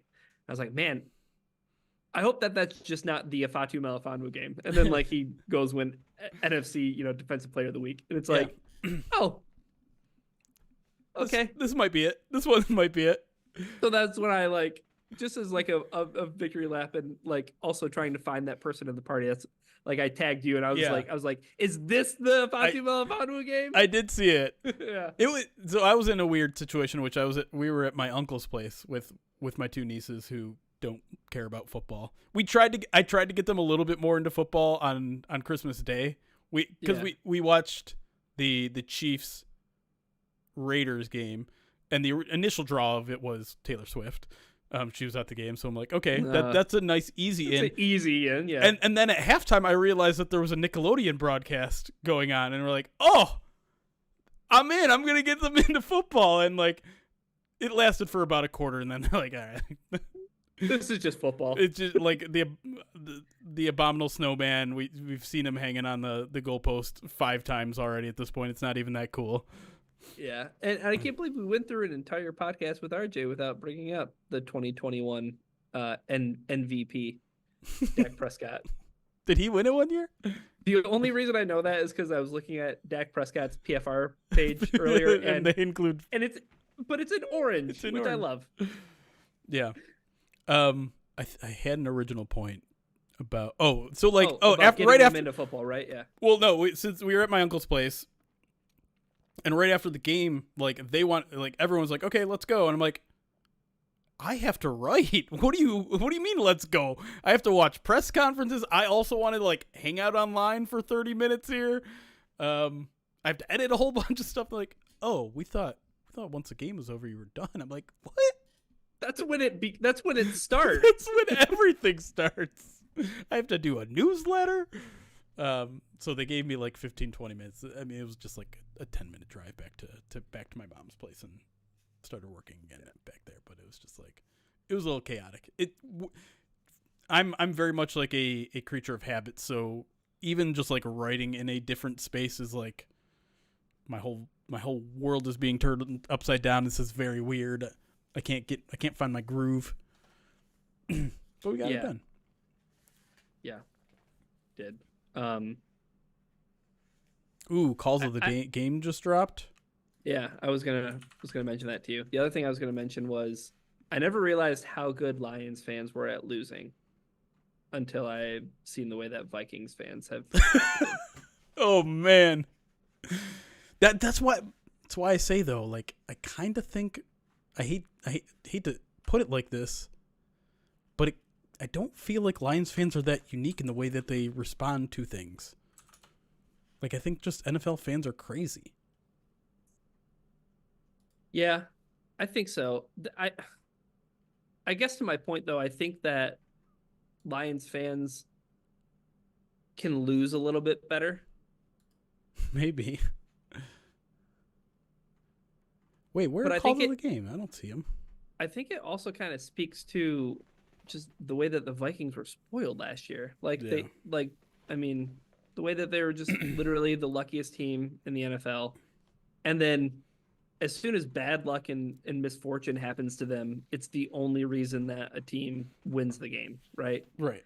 Like even people that even some of my friends, like the one group chat that I like don't have my notifications silenced for in iMessages is like a group of buddies from college. But like there is even somebody who was like, man, Kirk Cousins playing this game, Lions wouldn't stand a chance. I'm like, where is Kirk Cousins? What's the greatest ability? Like, come on. Calls are at 8 p.m. I'm not sure if we'll be still live at 8 p.m. Maybe if we get more donations to the Good Egg Fund. Ooh. Maybe we'll still be live at 8. That's how you do it. Yeah. It is funny for Vikings fans to be crying bad luck, considering how lucky they were last year. And maybe that's it. Like maybe they got so sick of hearing that they were a lucky team that now that they're an unlucky team, they have to raise as much hell as possible. Which I get. They listen. They were an incredibly unlucky team this year. Someone puts out like that unlucky metric that takes into impact like recovery of fumbles and missed field goals from the other team and things like that. And the Vikings have been the unluckiest team this year by a wide margin. The Packers have ironically been one of the most lucky teams all season, and yet they're 7-8 or whatever. Mm-hmm. So yeah, but yeah, all that sort of stuff is silly, which is why I really liked John's piece this morning that ran which was just like, here are all the fans from other teams who are discrediting every single Lions win that they had, so they must be right. The Lions must be frauds. And the funny thing is, like, if you go by some of those luck metrics, the Lions aren't that lucky of a team this year. They've won some one-score games. They've lost some one-score games. They haven't been like on the end of a ton of lucky turnover things. And, you know, in terms of maybe injuries to the other team, maybe they're a little bit lucky. I know Lions fans are like, oh, well, we've been really injured too, like C.J. Gardner-Johnson and blah, blah, blah. The Lions actually have not been that injured this year. I think the Lions have actually been very, very fortunate when it comes to injury because for the most part, it's like, yeah, they haven't had their starting offensive line for more than 2 or 3 or 4 games or whatever it's been by now. But it's like Taylor Decker misses 1 game. Penei Sewell hasn't missed a game, but like to me, it's just Frank I think misses a game. Frank right? misses a game. You know, yeah. Jonah misses a couple games. Yeah. It's like, yeah, they're more smatterings, right? They're not like huge consequential things like your quarterback tearing his Achilles. Right. And so I think or Justin Jefferson missing half the season. Right. So when I think, you know, my favorite metric of injuries is adjusted games lost, which was also a Football Outsiders thing that I hope is transferring to FTN Fantasy. When that comes out, I think Lions fans are going to see like Lions were pretty fortunate this season when it comes to injury. Yeah. I think that's the other thing that kind of the offensive line without having Hal there. I think too many people kind of tout that as like, oh, the Lions don't have their offense, starting. Yeah. It's like there's part of me that really thinks that even coming into the season, like you have to go back to like all the things that we said and all the things we felt we were going to not quote unquote be right about, but like had suspicions of. And it's like, is Hal's back really going to hold up? Like it's back surgery. He's 30, you know what I mean? Like, like this isn't something where it's like, oh, everything's going to be just fine. And it's like, Graham, it's almost like the two the astronauts, right? Where it's like Graham is the starting guard. It's like he always has been. He always like, has. Yep. Yeah. But yeah, think about like, the defensive injuries. It's like, Mosley, right? But it's almost like you're not really. It's like Jeff Okuda already left. You know what I mean? Like you saw Emmanuel Mosley for 2 snaps. It's like CJ was the other big one until all the way in week 15 with Aleem. Right. Pretty like much. That's the only big injury they've had on defense. Yeah. They missed Anzalone for a game. Right. Yeah, just looking at the IR list in general, it is way shorter than it usually is at this time of year for any team. Did you see Houston's injury report last week? No. Oh my God. Like even I saw it and like the thing that sucked the most, right? It was like CJ Stroud, Will Anderson out. Yeah. Like just even before game day, right? Right. It was just an injury report. It wasn't even inactives. And then like I'm not even kidding because I was curious to go and look, but like there were 9 other names on that injury report that like were major contributors to the team. Yeah. And I was like, the Lions haven't had to deal with this once this year. You know what I mean? Like, yeah. Injuries have just not been, and we're obviously screwing up, but why are we talking about injuries so much right now? I don't know. Stupid. Chat wants us to stop. Yeah. Oh. So someone just told me to check the Twitter banner for the official NFL Twitter account. It's not Taylor Swift anymore? It's not.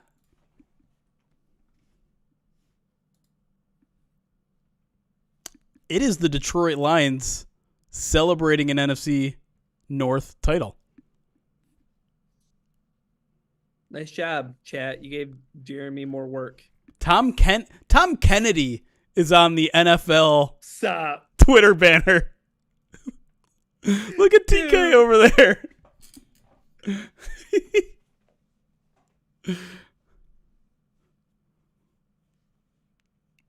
But my favorite person in this picture is Alex Anzalone.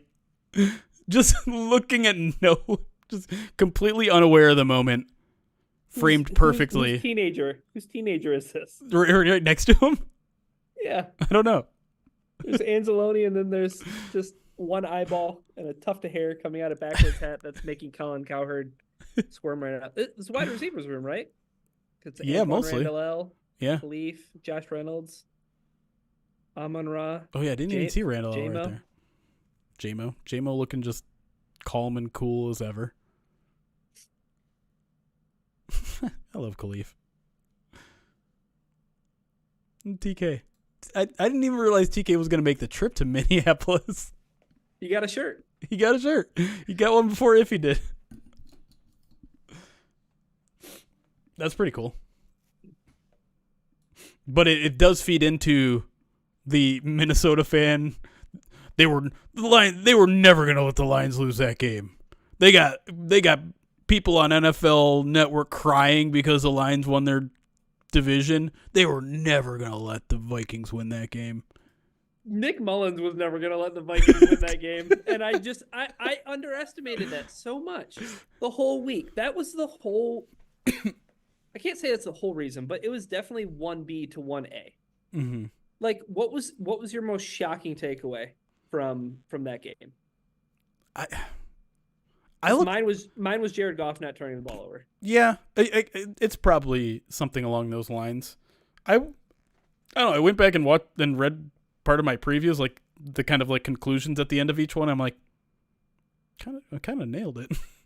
Like, I gave all the right advantages. I think I gave the Lions pass offense an advantage. Gave their run offense a more significant advantage. I gave Vikings pass offense a pretty significant advantage, and the Lions run defense.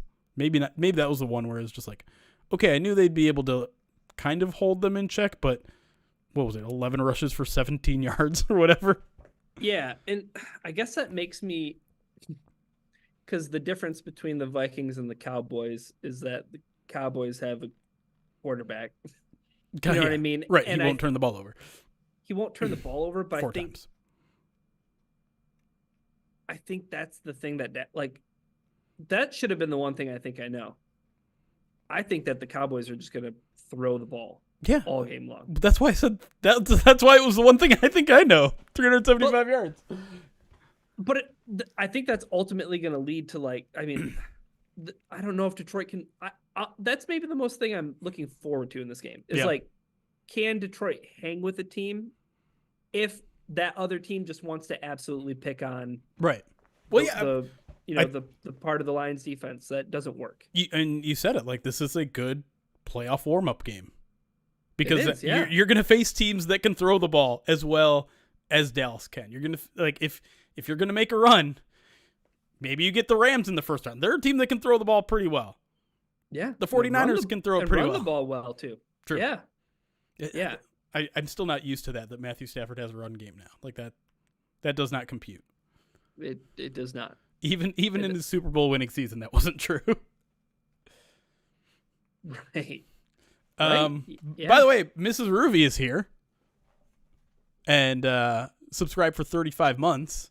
Ruby, we've raised $50 already, and I've agreed, because we are raising money for the Good Egg Fund for the rest of the year, until the rest of the year, which is at least 2 more streams.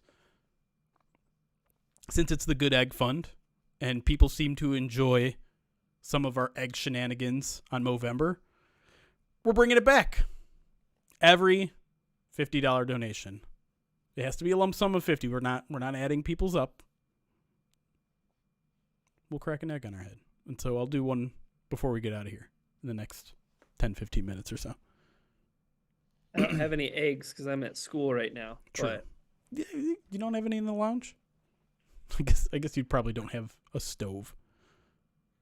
No. In a teacher's lounge. Well, there is a kitchen downstairs. I don't have a key to that though.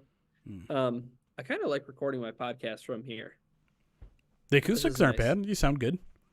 Thank you. The lighting's better, obviously. True.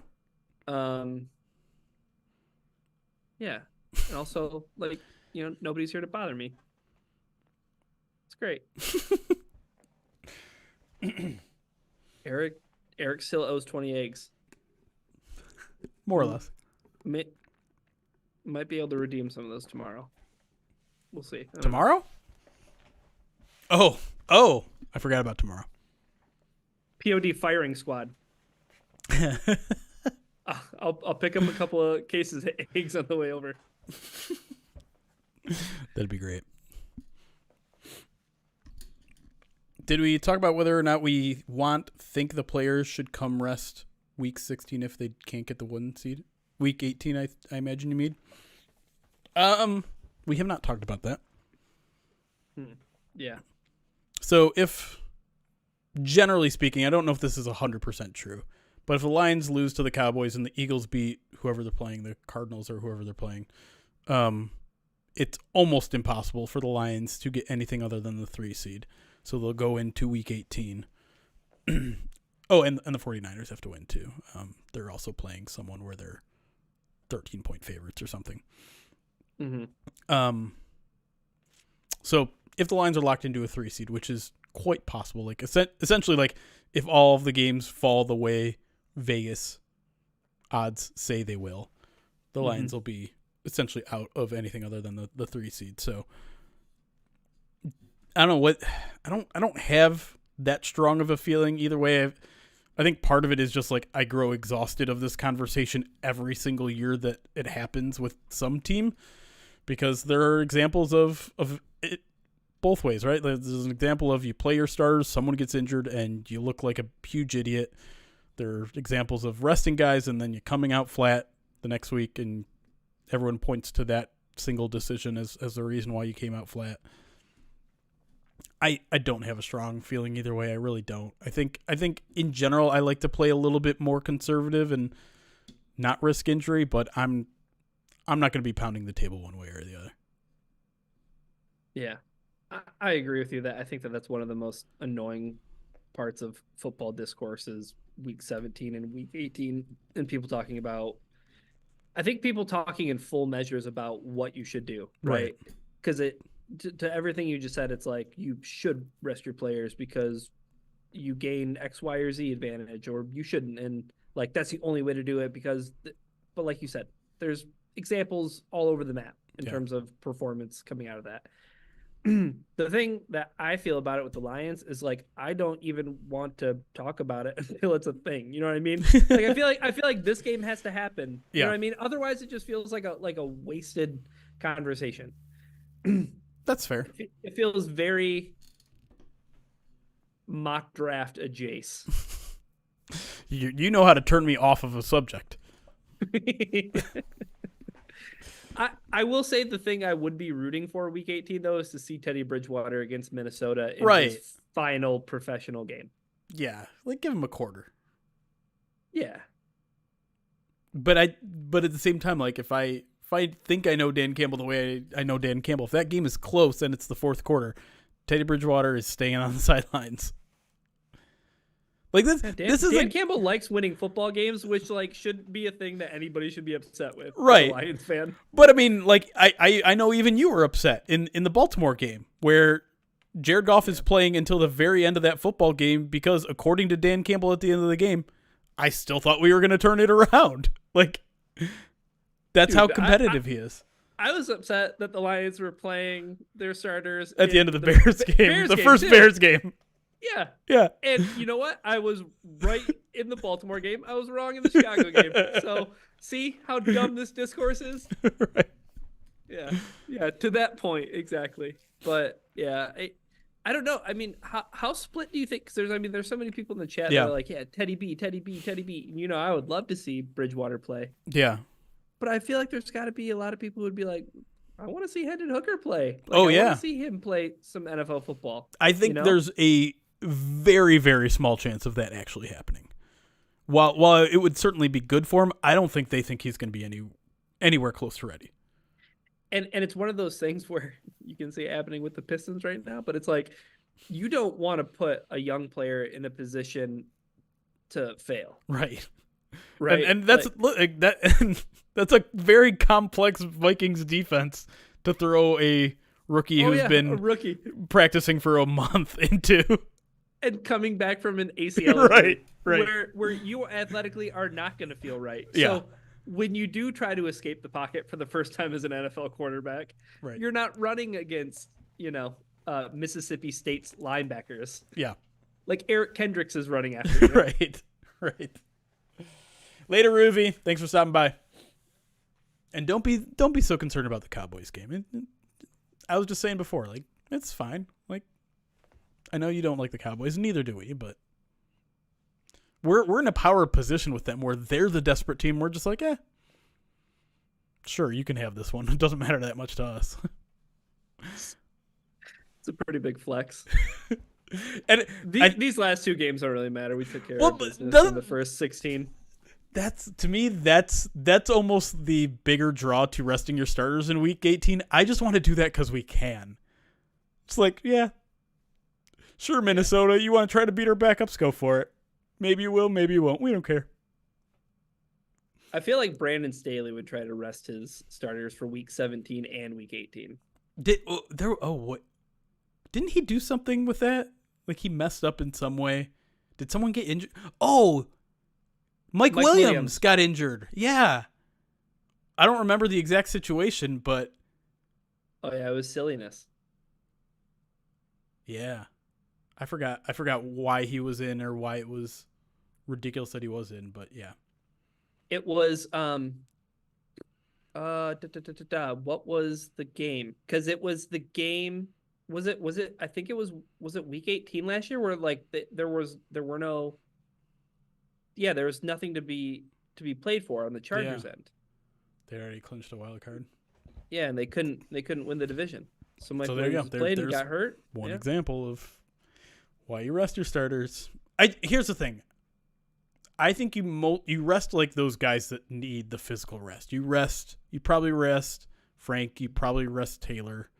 And I know that's not ideal going up against the Vikings defense. Maybe then now your quarterback is put in a little bit more danger. So maybe you risk off. I don't know. There's kind of like a domino effect there. Yeah, it's like, do you want David Montgomery to take some shots in the backfield or Craig Reynolds run the football? The Paul Allen call is out, and I almost did a post on it, but it was mildly disappointing. I don't know if you saw it, Ryan. I threw it in our Slack. Yeah, I heard the end. I wanted to know, are all of his calls out? Oh, do they have a calls of the game for the Vikings during a loss? No. So, like, I want the call, like, I want the cut up that, that people did when they played the Colts last year, right? Where it wasn't just all of the good things that the Vikings were doing, because that's what the team would put out. Right. Like, I want Paul Allen talking about Kirby Joseph tackling TJ Hawkinson. Yeah. Like, I want to know what Paul Allen was saying about Nick Mullins throwing, interceptions to double coverage. The forward pass getting overturned. Yes. Yeah. Oh my gosh, dude. The illegal contact. Yes. Penalties, right? Yeah, that illegal. Here's the thing. So I know Lions fans are like, oh, well, that illegal contact makes up for the holding call on Brian Branch. They did not show a replay of the Brian Branch hold. Oh, shocker. Fox screwed up on replays. They showed Brian Branch at the very end of that route, and he didn't do anything at the end of the route, but that's not, I mean, it would have been pass interference if it happened at the end of the route. That's the thing that bothers me so much about being on Twitter at that point, because everybody's like, no, clearly not. I was like, guys, it would have happened way earlier in the route. I think even Vilma said that on the broadcast, but like, yeah. It goes to show you, though, how much a broadcast can impact, like, the perception. Oh, yeah, 100%. And when you have a bad broadcast like that, you're gonna miss some important things. But anyways, I'll show everyone the Paul Allen call on the iffy interception. I'm already prefacing it with it's mildly disappointing. I was hoping for like an exasperated call, and unfortunately this is also just a radio call. You don't get the video to match up with it. I don't know if the Vikings do a video component to theirs. They certainly aren't going to when they lose. TJ Hawkinson both knocked out of the game. Nick Mullins 2nd and 10 from his own 44, a minute 5 to go. Lions blitz again. Oh, we get the play before that. Brandon Powell open at the 40, gets to the 35 far side, and he's out of bounds at about the 30-yard line. 26 to the good. Mullins to Brandon Powell, who has 2 massive catches on this possession. This part where he's like, he threw him open. Dare we say Mullins threw open Brandon Powell. It was man-to-man Talking- coverage, and talking Powell made crap an about incredible Nick move to Mullins. get across the field and create They are. space between he and Brian Branch. And you're right, the ball was thrown right on time, right in stride. They're so and allowed Powell surprised. to turn that I thing know. up and get up the field. So here we go. 30-24 Lions. Yeah, here we First down, go. Vikings from the Lions 30. Minnesota has no timeouts. 58 seconds to go in the game. Empty backfield. Mullins facing another blitz. Straight drop. Nick steps up. He throws down inside the 5 and is picked off. And it's an interception for the Detroit Lions. And it's picked off by Melifonwu. And the Detroit Lions, for the first time in 30 years, have won the division. Whether it's the NFC Central and Pete Bursich or the NFC North of 2023, the Detroit Lions have won the division for the first time in 30 years. Who's the guy that he said? Have won the Detroit Lions. NFC North of Pete Bursich. Who's Pete Bursich? Who is that? Pete Bursich? Should I know who that is, or is that a Vikings guy? Bursich. Am I bad? Oh, he was a Vikings guy. He's a linebacker. Yeah, right. That was very tame by Paul Allen standards. I need the. You can't do this. This isn't Detroit. This is the Super Bowl. Yeah, I wanted him saying like, I wanted his call on Kirby Joseph celebrating mid interception. mid interception return. I don't know why. I guess I wasn't surprised, but I got like so angry. I didn't. I thought it was hilarious. And so I made a post about it, and unsurprisingly, people are like, "What an idiot! Like he could have fumbled the ball," and all of that. Yes, 100% true, but also hilarious. Oh yeah, there was definitely the part of me that was like, I'm the crotchety old coach and be like, when you score, when you run in that end zone, you know what Barry Sanders did? He never spiked the ball. He handed it to the referee. But I think it was like Arif who like tweeted a picture of it or something, and I quote tweeted it. Or no, it was Colton. Yeah, Colton did, and I quote tweeted. I was like, no, I'll have fun with this. And I was like, it definitely looks like when you try to lateral the ball on Madden. Yeah. But there's nobody behind you, so the game safeguards it. That Kirby like quote tweeted it, and he's like, "Y'all never do this on Madden?" Oh, did he really? Yeah. Yeah, the celebration did feel very like it felt very much like the Instagram reels I see of like people like trying to clown on people in Madden. Yeah. I was like, that is what Kirby Joseph just did in a real NFL game where the Lions are trying to win the division for the first time in 30 years. And for a while, like I didn't know what to title the article on it because I wasn't sure that he wasn't pointing to the ref and complaining to the ref about something. And then I watched the play. I'm like, he could not have been complaining about offensive pass interference. It wasn't there. Maybe he was afraid that he was going to get called with pass interference, and Like, then I don't know. You better not call that. Yeah, he's like, no, you put that flag away. Like that's gonna work. Right. Or maybe like he was upset about something that happened earlier, but I guess he was just celebrating. I don't know. Yeah, I think that was the Viking sideline, right? Was he like pointing? Yep. So he was just like clowning on them. I guess he was doing the Quandary digs from last year.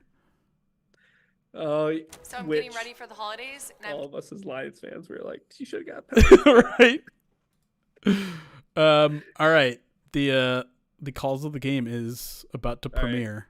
Let's do it. So I guess we're gonna do it, even though you guys didn't, donate another $50. It didn't hold up your end of the bargain, but I'm a man of my word. We still got a minute 30, so if you wanted to, still some time to hold up your end of the bargain. They got a new intro screen here. I haven't seen this one before. It's very sports themed. It is. Exclamation point donate on Twitch. I don't think I have the command set up on YouTube yet. I'm sorry, YouTube. I'm a bad YouTuber. But again, What are your thoughts on badminton? haven't played in forever, but it's pretty fun. I think I'm pro badminton. You know what? Better than pickleball. Take that, pickleballers. Wow, spoken like somebody who is a staunch tennis player. 100%. I've developed a rivalry with pickleball players, even though I don't feel infringed upon at all. That's the rivalry that Jeremy's been looking for. He can't find it with another NFL franchise. Yeah. So he's choosing the pickleball community. That's right. Red Wings are on. Hey.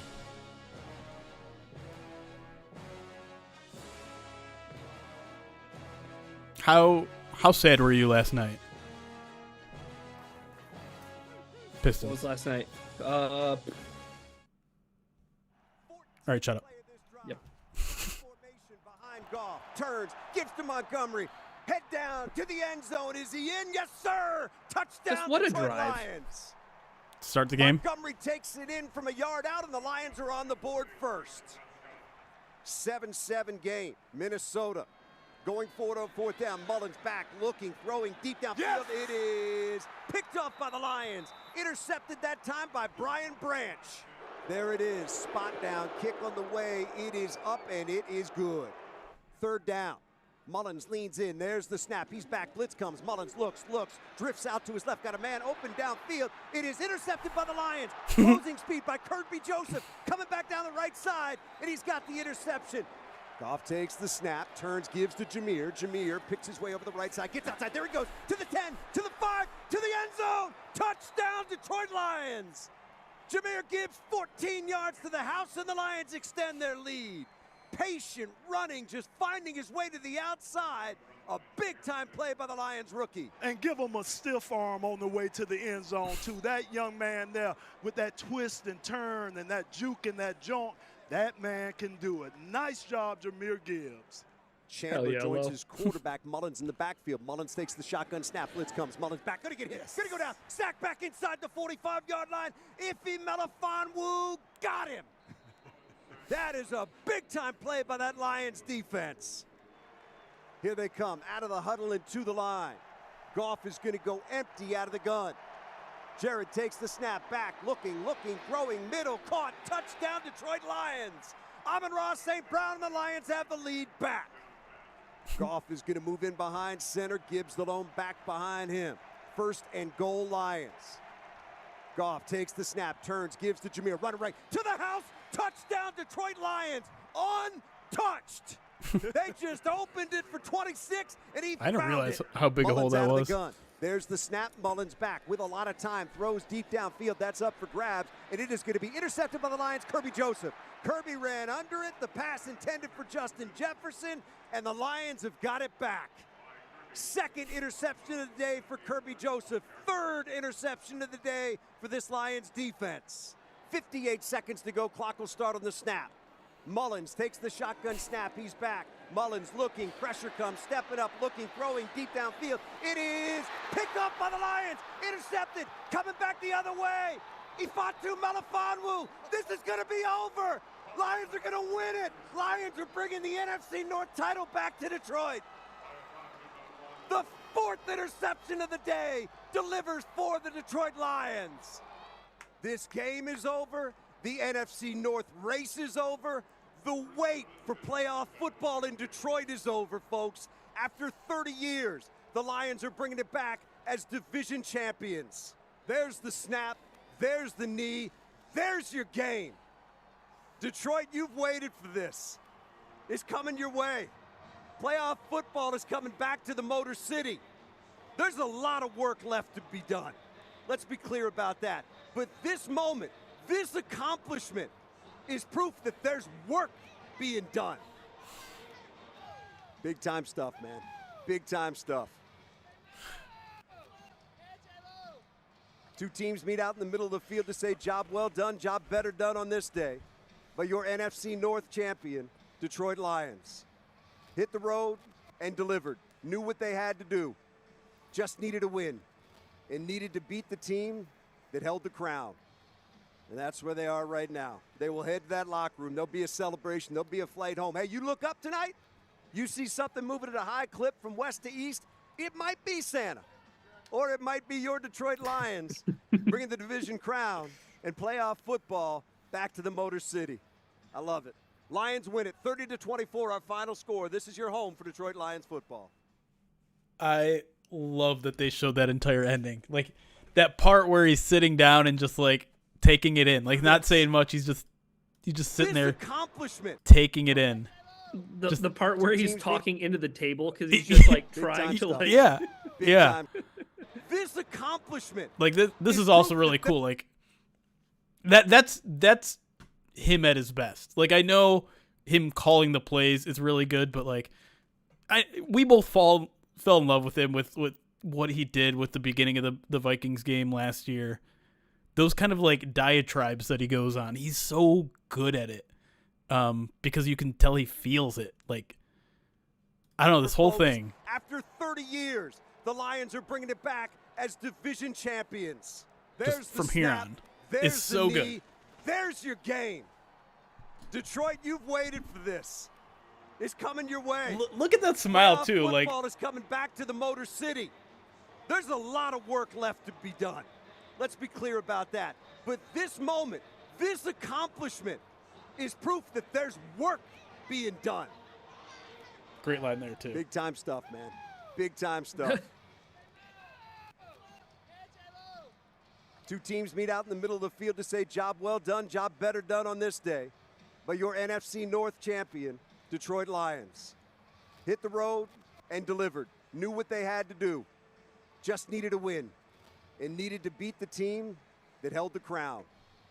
And that's where they are right now. They will head to that locker room. There'll be a celebration. There'll be a flight home. Hey, you look up tonight, you see something moving at a high clip from west to east, it might be Santa. Or it might be your Detroit Lions bringing the division crown and playoff football back to the Motor City. I love it. Lions win it 30-24, our final score. This is your home for Detroit Lions football.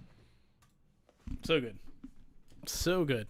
And yeah, I'm with you guys. I'm a little bummed out. There were some plays in there that weren't shown. I'm very curious as to what Dan was saying when, Romeo got the sack and Kaminsky didn't fall on it, but they were never going to. Like I'm sure Dan got him on him a little bit for not doing that.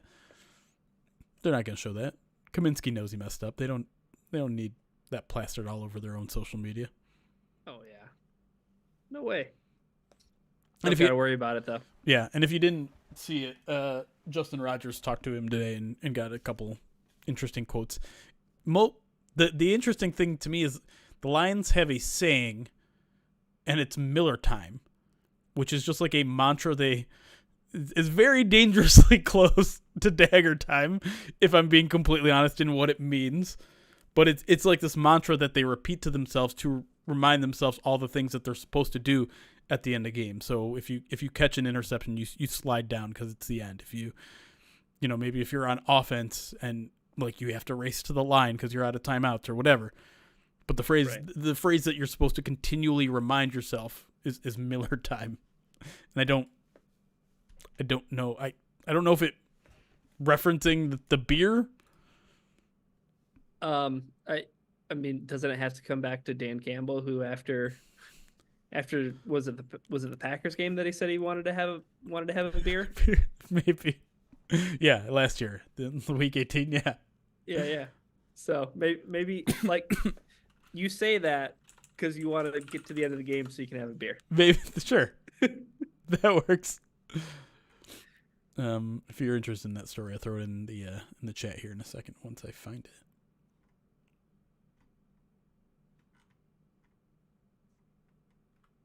There you go.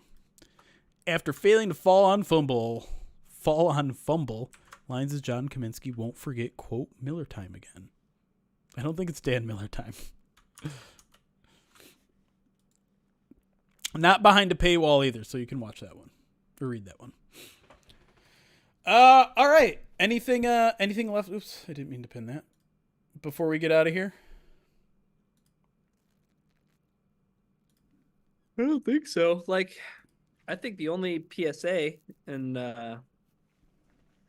it was something that you tweeted last night that made me think But as a Lions fan who's enjoying winning the division for the first time, for all intents and purposes, in my lifetime, go and check in on one of your Pistons fans and make sure they're doing okay. Because you remember when it sucked, right? Yeah. Like, you remember when it was bad, when it wasn't good. Like, think back to 4 years ago, when it felt hopeless, when it felt like there was no way they could dig themselves out of this. There's always a way out, you know? And go and check in on your Pistons fans, because Jordan 1016 says, not doing well, Ryan.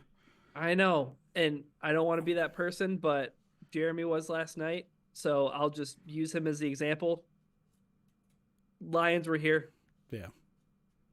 I know it's a Lions different were in this league. point too. It doesn't necessarily work the same, and that was also, 15 years ago. Hopefully it doesn't take that long for the Pistons, but yeah, I mean, that just... You screenshotted the picture of Cade, and I saw plenty of video of fans booing and then getting like really excited because they had the lead several times in the second half there. Yeah. And it just all looked so freaking familiar that I'm just like, oh no, I need to stop making fun of this. This actually like legitimately sucks. It does. Like, now that it's getting to the point of like the bags and the sell the team chants that are audible on the broadcast, where it's like, hold on, like, it's okay because of what's going on with the Lions, like right. It feels like that. And I hate the idea of people saying like, oh, like you got to trade, like you can't have one. That's not true. Look at Philadelphia as a sports city. Right. You know what I mean? Like, just embarrassed with like all these riches when it comes to good professional sports teams. But like, yeah, I was with you last night. There was a point where like it kind of got to like frustration, where it's like, because it made me think back. Like, it made me think back to like the Millen Man March. You know what I mean? It made me think back to all those like just desperate times where it was like, anybody, please come save this franchise. Right. And just, being around players that have been through stuff like that, I also have a newfound like respect and just, I don't know. My heart bleeds for them sometimes. Like, I think before I was in this profession, like, I was just like, oh, it's always worse for the fans. Like, the fans are the ones that like have to deal with this franchise for decades. Players just come in and out. But like, I think once you're in there and you see the work that they put in 365, not just on Sundays, not just on, every third day in basketball or whatever, like, that's a lot of physical work and putting your body on the line for very little recognition. And I know you get a lot of money, and to some people that means these people are, you shouldn't feel sorry for people like that, but I don't know, like, every one of these Pistons players now are going to have that thing attached to their name forever. Yeah, it's true. Like Nixus just said, you see those moments, especially like with Campbell in the game, right? Where it's like Deck and Graham and, like all these guys who were here and went through the Patricia regime, right? Yeah. And it puts things into perspective, right? Because they went through those lean times and those tough times. And then I think last night, the realization for me, to your point about like these players, like they care more than they even lead on sometimes. Yeah. But you think about these professional basketball players, all these guys came from high schools where they were the guy probably leading undefeated teams for state championships. Like, they didn't know what losing basketball was, like, at all as an amateur, probably. And they probably were pretty successful in their collegiate careers too.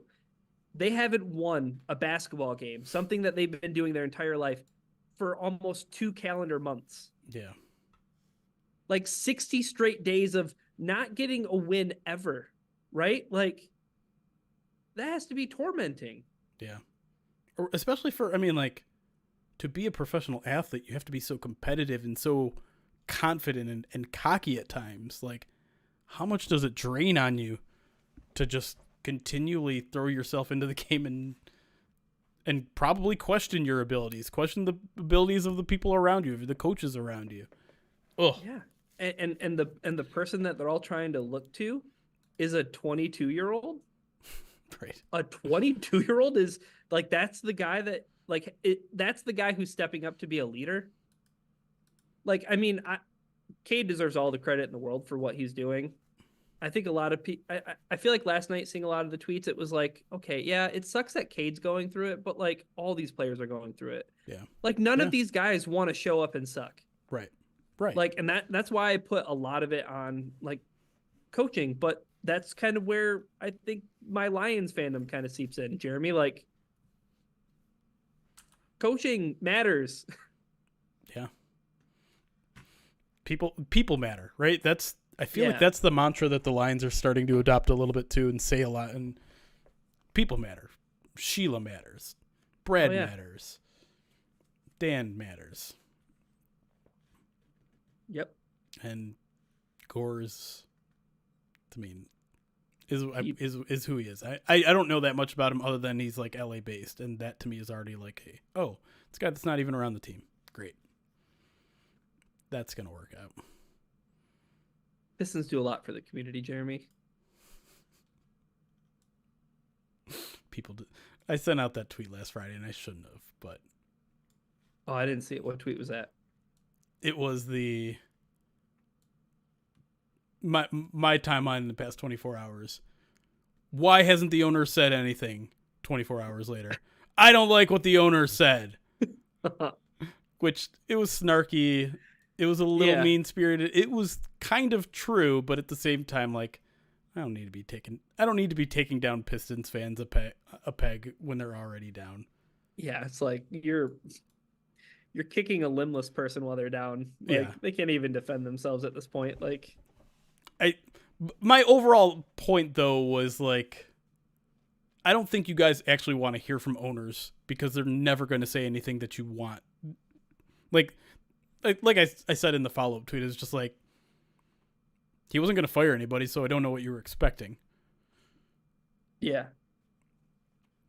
But well, I think the other thing though is I see a lot of people who, like, the Pistons don't get a lot of Troy Weaver. Like, I think if I were to put a comparison to it, it was like, seems like we get as much of Troy Weaver as we did of Bob Quinn. Yeah. Where it was like very, like, I feel like Lions fans kind of a little bit like spoiled in terms of like, we don't get a ton of Brad Holmes, but like relatively speaking to the Quinn Trisha era, like you get a way more general manager FaceTime. And when they traded away TJ Hawkinson, he came down and he talked about it, right?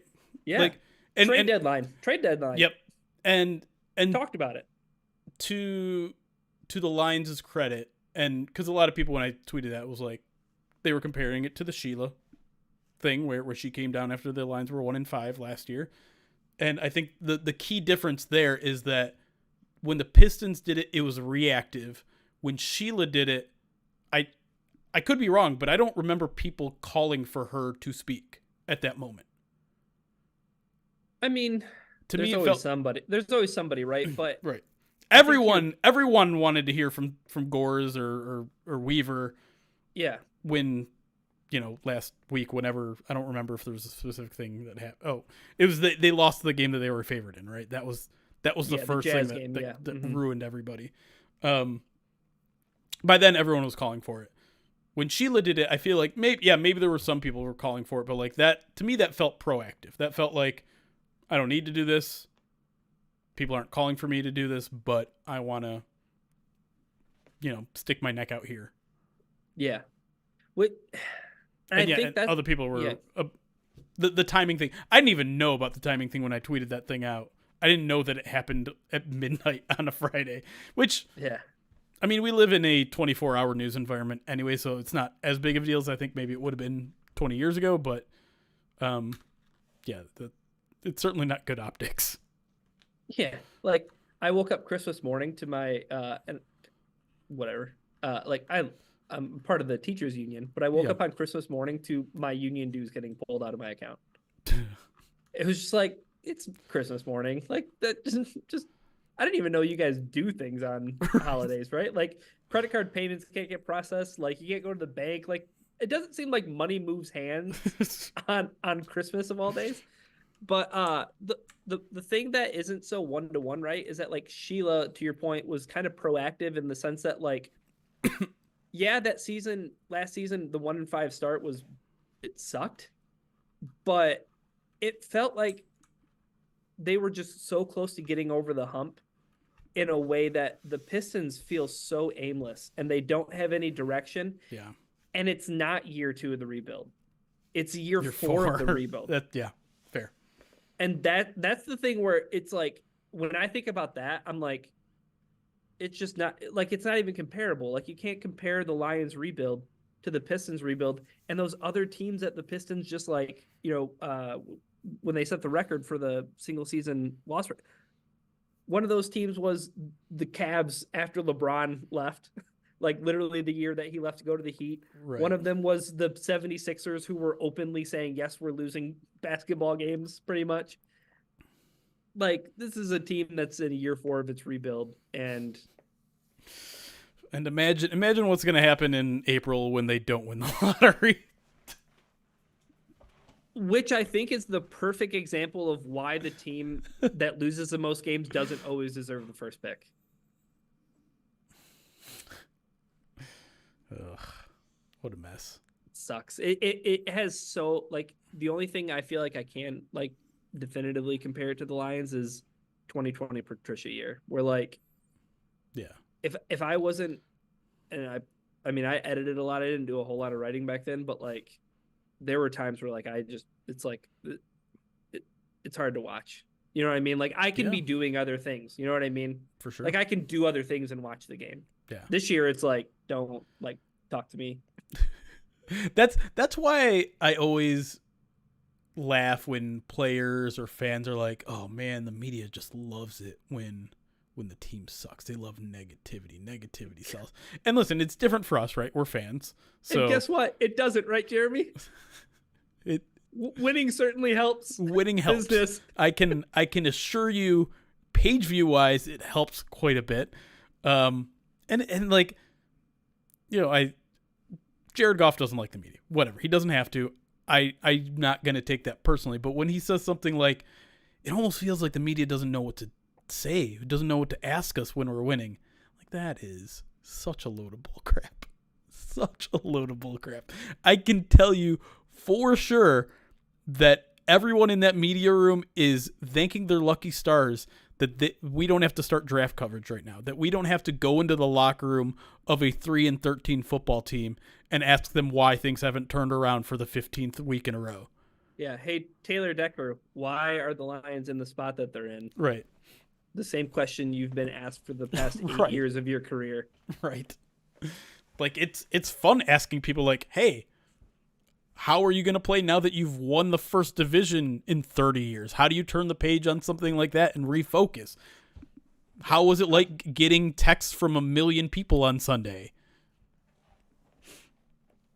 Iffy. How does it feel to win Defensive Player of the Year after your 3rd career start at safety? Defensive Player of the Week, whatever. Which also is just such an interesting conundrum moving forward. Like, where is Afatu Melifonwu on the field? Someone said it right after GJ does his thing. Right. Someone said it right after the game, and I think I brushed it off. I'm starting to think it's not entirely crazy to think that Kirby could lose some time.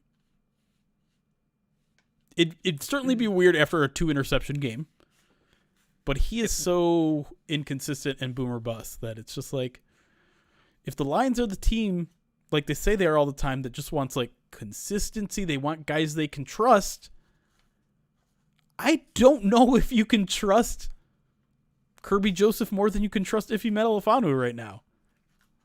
That seems like a thing that would be impossible to say 3 months ago. I think all right. So to Marty's point, like talking about Kirby's tackling ability, which has proven to be kind of feast or famine. Sure. Right. I think the problem with thinking that way is, well, they want Melifonwu out there because he's the better tackler. I wonder, and I guess this comes back to the CJ point, where it's like, that's a guy that you want up in the box. You want him playing near the line of scrimmage. You know what I mean? You want him and Brian Branch causing havoc. Yeah. You know, from the sticks to the line of scrimmage. You know, I think if you just have another tackle, because it's like, oh, let's get another tackler on the field. It's like, this is way too much of a commitment to stopping the run. Right. You know Well, what I mean? yeah. Like, and they're giving up 11 pass plays of 20+ yards. Who's your deep safety that you can trust? Right. Yeah. And it feels like it's like, are you going to put Melifonwu in that spot? No way. Right. And it's like, the further you move CJ back away from the ball, the less chances he has to be a playmaker and make plays. And for people who are like, oh yeah, 3 safety sets, Brian Branch, he's right. I know he's playing some pretty good football right now too. Yeah, and I know it's like nickel distinctions, whatever, but like, you have 4 safeties on the field, if that's the case. Yeah. Which I don't know, Jeremy, like Kendall Vildor. I will say though, Dorsey. I would not feel bad about having CJ be more of a deep safety. I don't think I would either. Like, I would. He had 6 interceptions last year, right? Like, right. He can do that. Mm-hmm. But you're right that he's also like a very physical, good tackler and instinctive player that, you know, if you're worried about, I don't know, a Cowboys tight end that's second in the team in receptions, he's a pretty good defense of someone like that. Oh yeah. Yeah. I think the one thing I want to do before the playoff game is, like, I really do want to, like, look back and see how Vildor and Dorsey are playing. Yeah. I mean, I know it was like tough, like, I mean, first series, right? Brian Branch penalty, Brian Branch drop, potential pick 6, like, and then Jahmyr Gibbs fumble, and it was like, the rookies, no. Yeah, but right. The Khalil Dorsey, I mean, that was just like, that was such a bad sequence for him too. It was like stacking plays in the wrong way. But like, I feel like the plays I see Vildor making, it's like, oh, like, good tackle. You know what I mean? Like, right. This is why the coaching staff likes you. Like, you're a physical outside corner. Yep. Yeah, that corner situation is rough, and unfortunately, there's no like guy behind door number 3 coming. I know. I think it was. Well, Emmanuel Mosley was in the building today. That was fun. I know. That's what I was gonna say. I forget. Someone from the beat like took a picture and posted it, and they're like, Emmanuel Mosley's in the building, and I was like, yeah. And I hear he's been hanging around quite a bit. So, I mean, my only take from that is like, maybe he likes the team and maybe he signs another cheap deal next offseason, which would be cool. But at the same time, like, you need that is plan B. Let's be clear. That is plan B. C. Maybe plan C.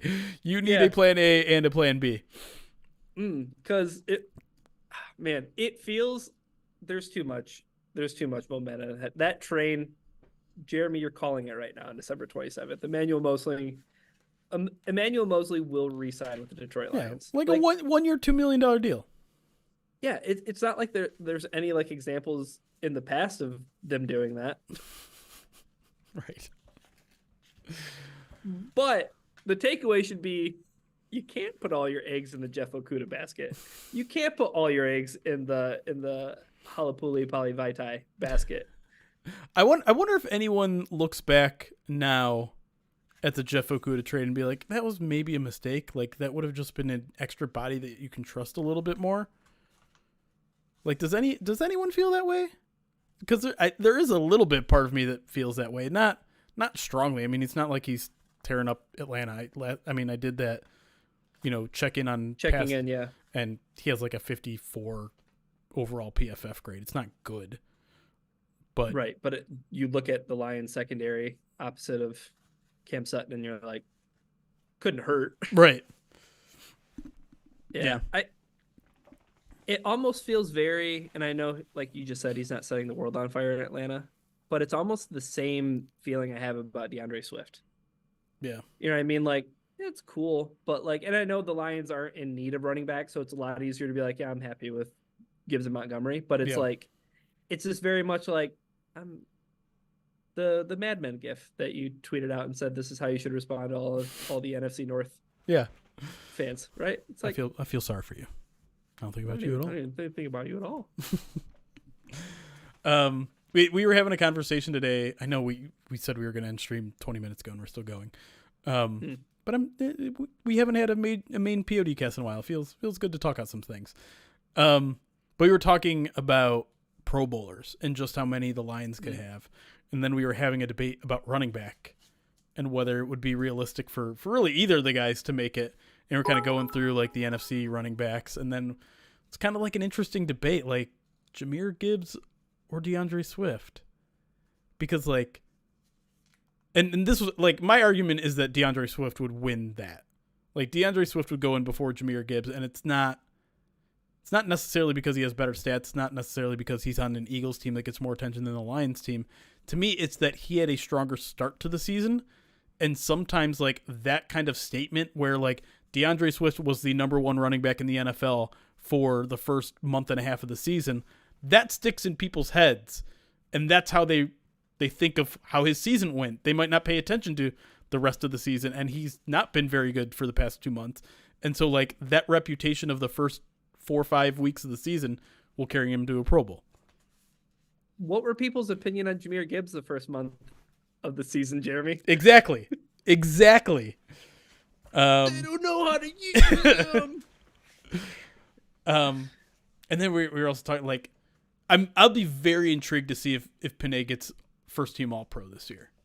He has to, and he deserves it, but I think we all know that, particularly with the offensive line, it's such a legacy award that like Trent Williams is going to be one for sure, and then do they do left tackle, right tackle, or just 2 tackles? It's a good question. It's a good distinction to make. Right. I don't know. I think they do left, but there's only going to be 2 tackles, right? And so Panay has to be the next guy after Trent. Is he going to beat out the Eagles tackles? Is he going to beat out? I don't know. I have to look and see who are the top guys, but like. Okay. Yeah. A lot of people are saying that they do left tackle and right tackle. Yeah. So I guess, yeah. Then I guess maybe Panay's is more of a shoo-in because I don't know how many great right tackles there are out there. I mean, unless, like you said, it's going to be a legacy award and Lane Johnson's going to win it. I forgot Lane's it right. I hope Panay wins it because he's putting on a show, man. And maybe like we have to remember that AP are just people. And so if you're a beat writer and you're part of the AP vote, you probably don't watch every single game. And so you may rely on some offensive lineman metrics.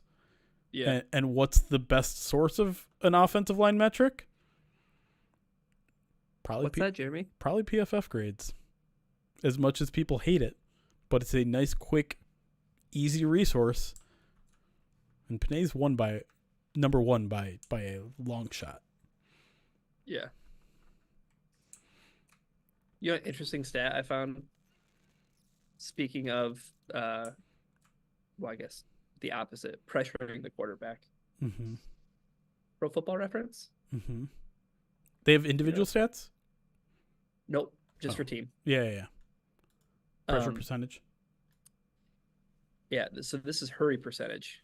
Okay. Do you know who's number 1 in the league in hurry percentage? On offense or defense?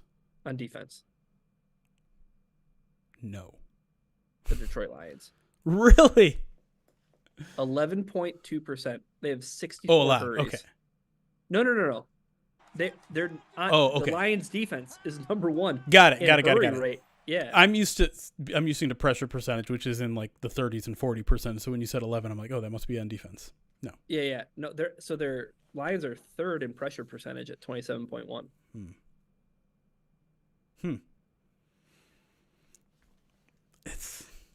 And they're 3rd in quarterback knockdown rate. And they just don't have They don't more sacks to show for it. Right. Well, and I think you have to parlay that stat with the other one that Colton was pushing, a month or two ago, which is time to pressure. Time to pressure, which should be everywhere. Like, right? That seems like such an important stat. Right. And I understand that, like, you can make the argument that it does, like, pressure is pressure. The fact that quarterbacks are holding onto it longer, that the pressure is getting there longer, is a testament to how good your secondary is, maybe.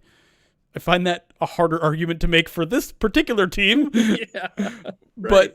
But like there has to be, that has to be part of the context too. So it's it's a weird anomaly because first of all, it doesn't feel like the Lions can get much pressure in a 4-man rush. They can't right now.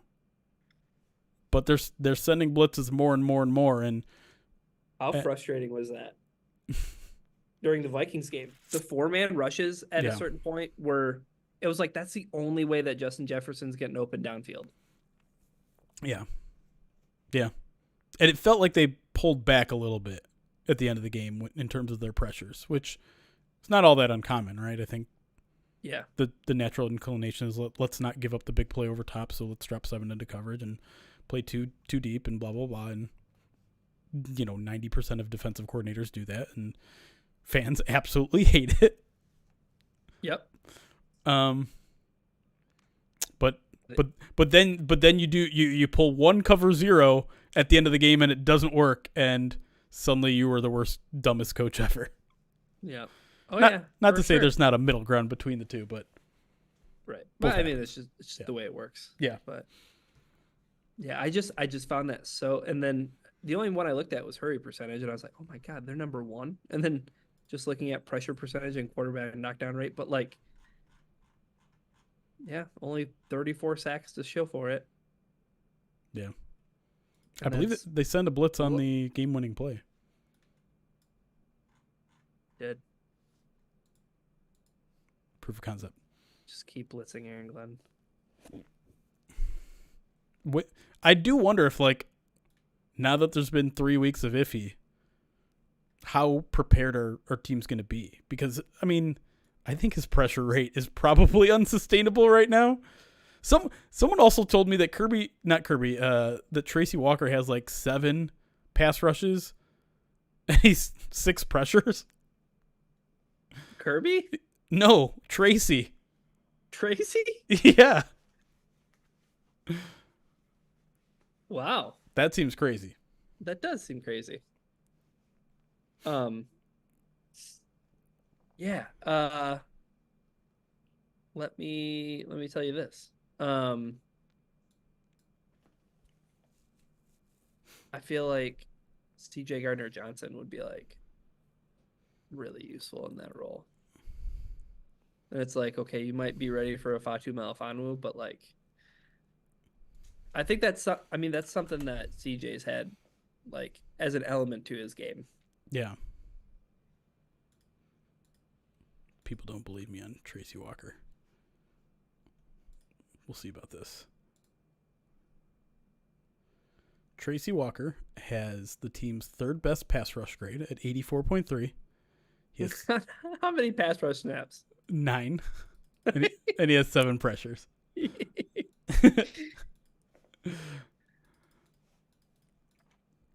If he has 9 pass rush snaps and only has 5 pressures. But he also has the best PFF for pass rush grade at 91.9. And how many sacks? 3. 2, right? 3. Oh, yeah. Yeah. Yeah. Aiden is in between those two, by the way. 90.0 pass rush grade, which it almost doesn't feel like it, but 87 pressures, man. I don't. What game?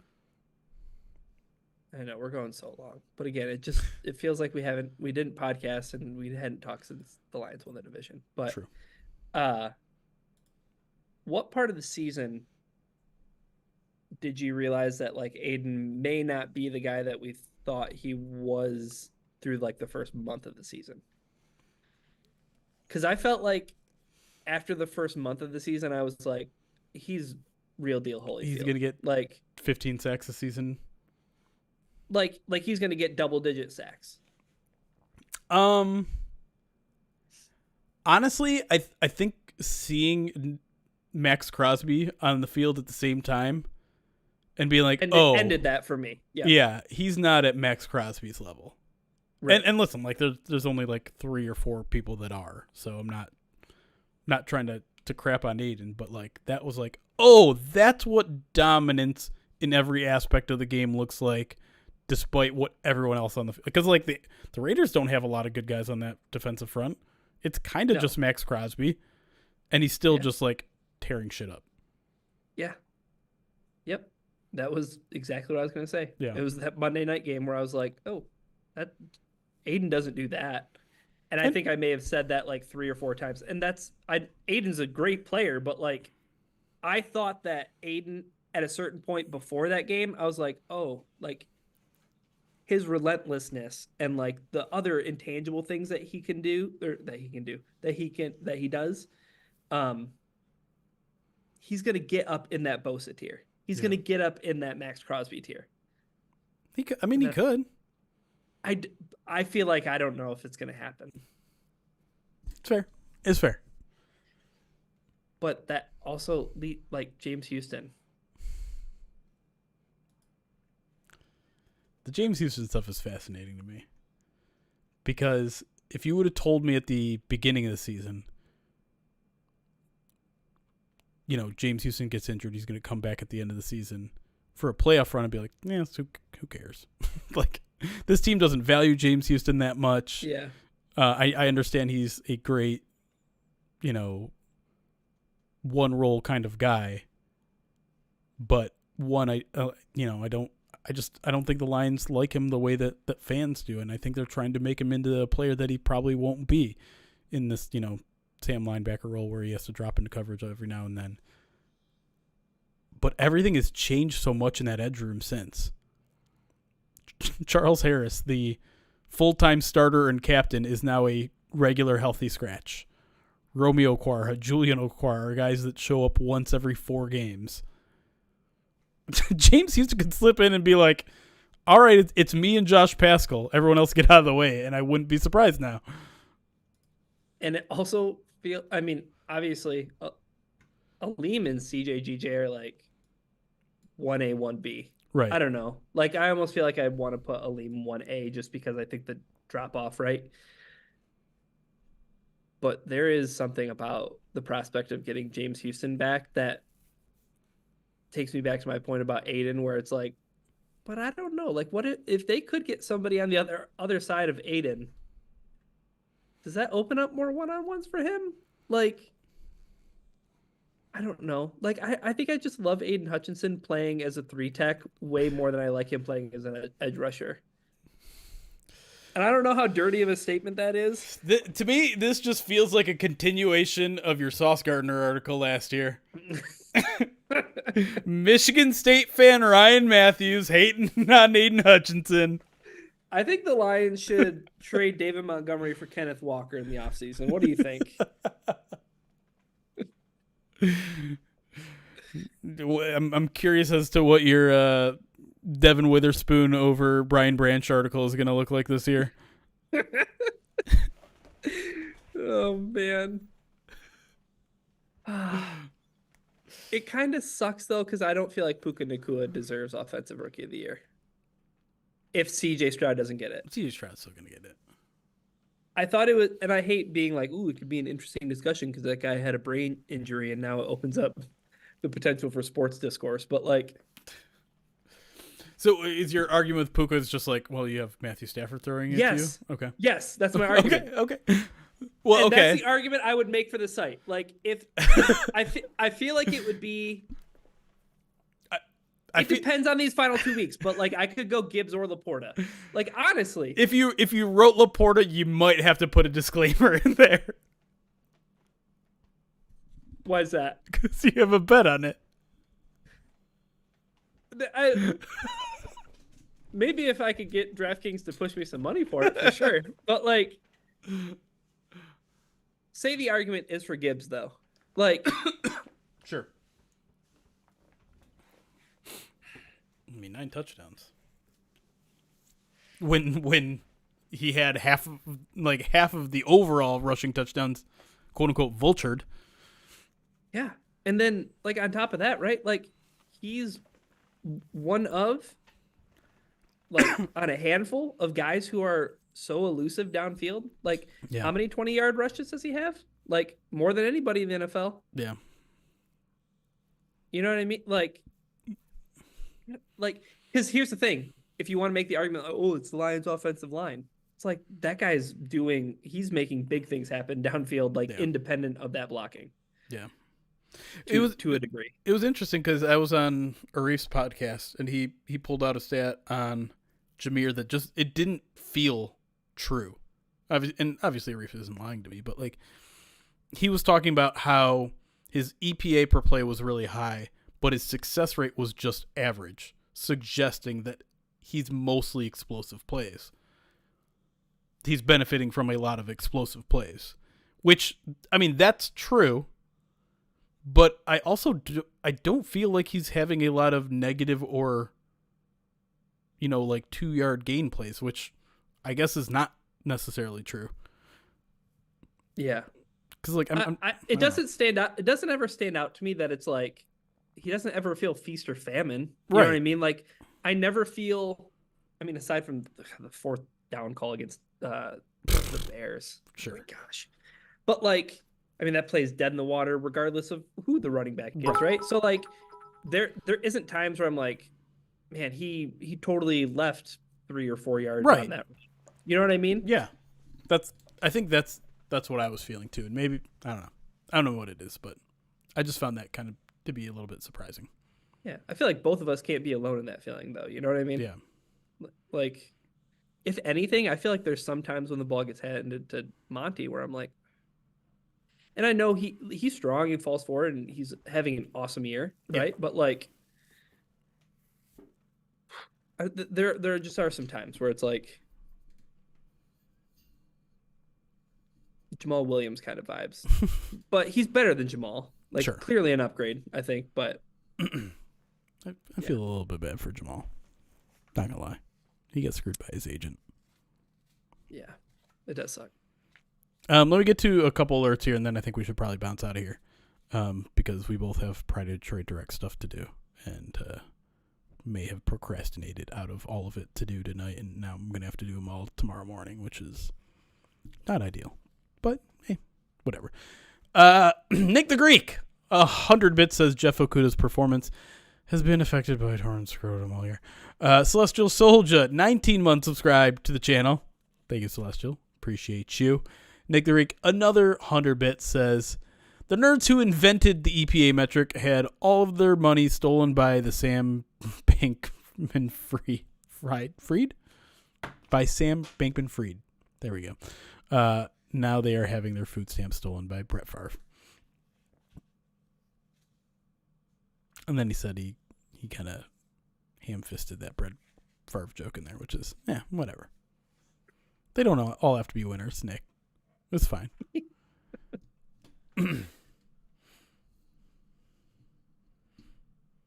Okay. Allegedly. That's right. I guess I forgot I have to be careful. Allegedly. We don't have the lawyers that the Pat McAfee show has. Ugh. Just the mention of him got you disgusted? Yeah, I hate it. Like, I don't even want to get into it. So the Detroit News had a story today because Brett Favre was on there, not Brett Favre, Aaron Rodgers was on their show, and he said something to the effect of, I hate that the Lions won the NFC North, and I'm like, that's a good article to write. I know Lions fans are going to enjoy clicking on that. Maybe I should do it, and then I'm like, oh, he said on the Pat McAfee show, no thanks. No thanks. I don't need to give that show any more oxygen than it deserves. I can't decide which makes me angrier, Florio or McAfee. It's Florio.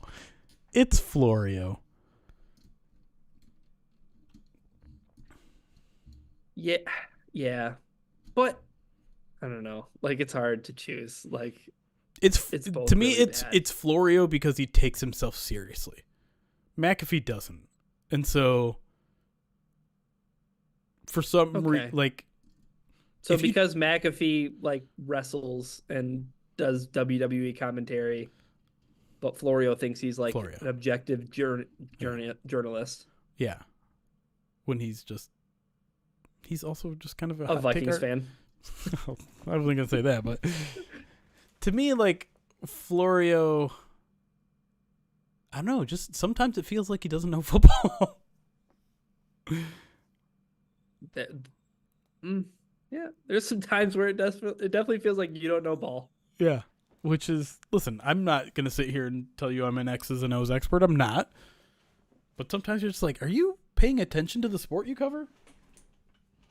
I think the best gift I got for Christmas this year might have been the morning after being able to see all of the Twitter fallout from Florio's comments about the Ravens and Niners game. What did he say about that game? Oh, man. I don't think I saw any of that. In the lead up to that game, he said, like, a quote, that the Ravens were going to get the shit kicked out of them by the 49ers. And, like, doubled down. And, like, he was like, it's, like, basically, it's just what's going to happen. And, like, all this stuff. And then, like, Lamar, the next morning, posted the Conor McGregor, like, who the fuck is this guy? Oh, I did see that. Yeah. Yeah. See, but, okay, so Prime Frogbark says Florio is the poor man's Bayless. I don't like Skip Bayless, but again, I think he is more I entertaining. think he's a cartoon character. Right, he's sports entertainment talk. Florio treats himself like a journalist. Like, I know now he has a show, and maybe that's where he leans a little bit more into his, like, Bayless-isms, but he also, like, he writes opinion pieces, and he writes news pieces, and I think He's takes on himself Sunday more... Night Football. Like, yeah. I feel like Bayless leans into it where Florio is just like, no, this is how it should be, and I'm smart, and oh yeah. No, one is a hot take artist. The other one, writes novels. All right, guys, we've been live for 3 hours on a first bite that took less than an hour. So clearly we had some... We're not going to have anything to talk about tomorrow. We're not going to be live tomorrow. Right, but we're going to be person. live with one another. That's true. We are going to see each other. Ooh, and that reminds me, I gotta make sure I get the shirt to you that you're owed. Oh, yeah. I didn't say I missed you guys. That's not what I said, to be clear. I miss you guys so much that I got out of my house and went to work. It's true. I feel bad, too, that I have now pulled you from your family for over 3 hours. I'm so happy that you did. All right, so schedule. Saturday, like I said, Saturday morning we'll still do the man sim since we'll have all day, and there's not Lions are the only game on Saturday, right? I'm pretty sure that's true. Yeah, only game. So and you know what Sunday Night Football is? What's that? Packers Vikings. That's this week. Oh, that is the frick. Yeah. Maybe we'll do it at the 4 p.m. hour. When do like the Eagles play? Tell me they're a 1:00 game. Eagles and 49ers. 49ers are 100% going to be an afternoon game. Damn it. Yeah, Eagles are a 1:00 game. That's good. Yeah, 49ers are a 1:00 game. Let's go. Commanders. Okay, we'll do shoot, because Chris usually doesn't get home till 7:30. We'll figure something out. We'll let you guys know. The only game in the 4:00 window that matters is Steelers Seahawks. And that's don't care. That's just a mild curiosity